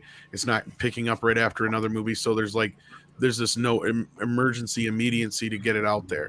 The other side of it is Mission Impossible got delayed. They needed something there. I didn't even think about that till just when we were talking about this now. Because when that got delayed, now all of a sudden they had nothing for that spot. So they're like, well, let's just move Top Gun there. I think that's what happened. What do you think, Andre? Well, first I wonder if you can hear me, right? Because you're cracking really bad for me, which tells me that probably I'll be cracking for everyone else. You're fine on my end, but am I coming through fine for everybody else? Both of you sound perfect. Yeah, you're okay, fine. cool. Glad to hear it. But anyway, I think that they acted a little bit too soon. It's going to bite them in the ass. Then we have a few more super chats here as well. Who in the Steadfast says for $5 Canadian. Been a fan of Bond most of my life. Comedy was my favorite. My parents preferred more. Never liked the short Goblin's portrayal of Bond. So I guess he's not a fan of Craig then. So. Did I miss anything, Tom? Well, I think you missed one of my points was that Mission Impossible shooting got delayed. So they didn't have anything to put there. So I think that's why they moved Top Gun there now that I think about it. Because there's no immediacy to get Top Gun out like with Ghostbusters for Sony. And if they didn't have Mission Impossible for next summer, they need something to put there. So I think that... Yeah, that could be. That could be. I haven't studied their schedule in It looks detail, like their whole schedule got pushed off a little bit because everything was delayed. Yeah, I think it had more to do with that. I mean, there may have been a bit of a knee-jerk reaction there, but... Yeah. Could be. But then Mission Impossible got shut down again. So yeah, I remember. Yeah. And then we have Tarje Tiberius Mörk, the person I owe seeing James Bond to today. Speaking of Ghostbusters as well. Who says for 50 Norwegian krona, speaking of upcoming movies, Ghostbusters Afterlife is going to be awesome. I'm pretty confident in this. Both me and my canvas Vigo painting. Oh, awesome. You have that. Yeah, I'm looking more and more forward to that movie myself. He is Vigo. You are but the buzzing of flies to him. And then to see behind the scenes here. Then we have Dr. Longdongler, who sent us pound or 99 pence super smiley super sticker. So thanks for that. I think we should be caught up then. And then we are actually caught up. Because we did get Herons. Did we get Herons here? I think we did. No, yeah, we did. Yes, we did. We did. I think we're good to go. Yeah, we are indeed good to go. Thank you so much, guys. Because, yeah, here's a Dr. Longdongler super sticker. Yeah, that's the smiley. Yep. Awesome. Awesome sauce. Oh, and no, Freakadelic sent another PayPal message. Oh, cool. Okay. Well, then I have to log in again. Let's see. What that is. Give me Let's a get some give me a login moment music. here. Ding a ding a ding a ding ding. Ding a ding a ding a ding ding. You guys want me to turn? Back in baby. I can always turn my. What the hell? How do you I'm do that? back in loving arms. I'm back in babies. Ding a ding a ding ding ding. Okay, you ready? No, I'm still. Now I'm ready. 3 minutes. Okay. Now I'm ready. Let's see. From Freakadelic, and he says Superman being white has an overlooked aspect that he was written by 2 Jewish writers, and Supes being seen as white serves as an allegory for Jewish person having to pass off as another ethnicity for their own protection, something that was integral to that kind of experience at the time and even sometimes now. And Supes can't be afforded to be outed as not human being. That's actually not a bad observation at all. Yeah, I like that a lot, actually. Yeah, Because he was originally designed off of a Jewish golem. yeah. As like, or also like there's also you have like the Moses myth and everything there. So that's cool. I like that. Well, of course, I don't like that it was necessary, but I do like that they were able to take that part of both art. mythology and lived experience and put that into it. That aspect of it I do like. So yeah, very good observation. Very good observation. Yeah. Yeah. Back when people used to think about things and make art. Yeah. Whatever. Yeah. All right. And also, I mean, that comes from the best era, from like the end of the pulp era. So with that, I want to thank everybody who was on the show today, including Chris Gore, of course, and Culture Casino, Jesse for popping in here, Mike, of course, for always being the ever-present producer you are. Thank you so much to the chat, and the Wrenches, of course, for doing the thankless job that you do. Thank you so much for that, even though I just said it was thankless. But still, we do appreciate it. Of course, we have 6. We have Mr. Tickle Trunk, and we have Lindsay in the chat, and I saw Mags earlier as well, and I know popped in for a bit. I can't remember who else was here as far as our Wrenches. I apologize, but I'm pretty sure I grabbed all of your names thus far. And of course, thank you, Douglas, for your art. Of course, as always, it is amazing. Did you thank Cameron? Oh, Cameron was here this morning too. That's right. Yeah, Kamran. Before, in your defense, he was here before you arrived. I know that was like yesterday to me. Yeah. Exactly. But yeah, thanks to Kamran. He's in his wedding right now. What did you guys start off on? Because I missed that whole part of the show. It's well worth rewatching. It was about the Scarjo lawsuit. So, Willie's dead to me because he said we don't need Reservoir Dogs. So really, I'm just kidding. Yeah, no. Of course, I forgot Willie. He's a young lad. He doesn't understand the. That's his best movie. Yeah. Well, we'll just. I'm not a Kill Bill fan. Change my mind. Tiberius Monk says he calls her rar. So there you go. I like that. All right, kids. And with that, check out Jesse's channel. Of course, check out Cameron's Patreon. Check out Chris's channel. Check out Culture's channel. Check out Culture Casino. It's live right now. So go ahead on over to Culture Casino. Is he not live now? I got the link right here. Because then you can all go over and say hi. Head on over there and tell them we sent you. And with that, I want to tell everybody, take care of yourselves and each other. Have a great weekend. I'll probably see you guys later on Friday Night Tights. We'll probably do something for members this weekend at some point. And as soon as I get out of YouTube jail, because guess what? Doesn't even matter if they allow me to win the appeal. I've already been punished. So there we go. That's the great part. Already been punished for not having done anything wrong. In the first place. Not only that, but those things hang on for a couple of months. Yeah, if I don't get it appealed, it will be. Yes. That's the other problem. So the appeals process is, let's just say, not up to snuff. No, not really. Clearly.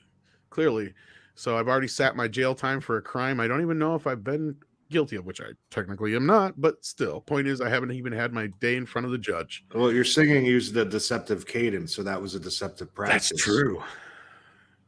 Oh yeah. I don't see how That's anything could gotta be happen it. to you because you embrace diversity, inclusion, and representation by having me on.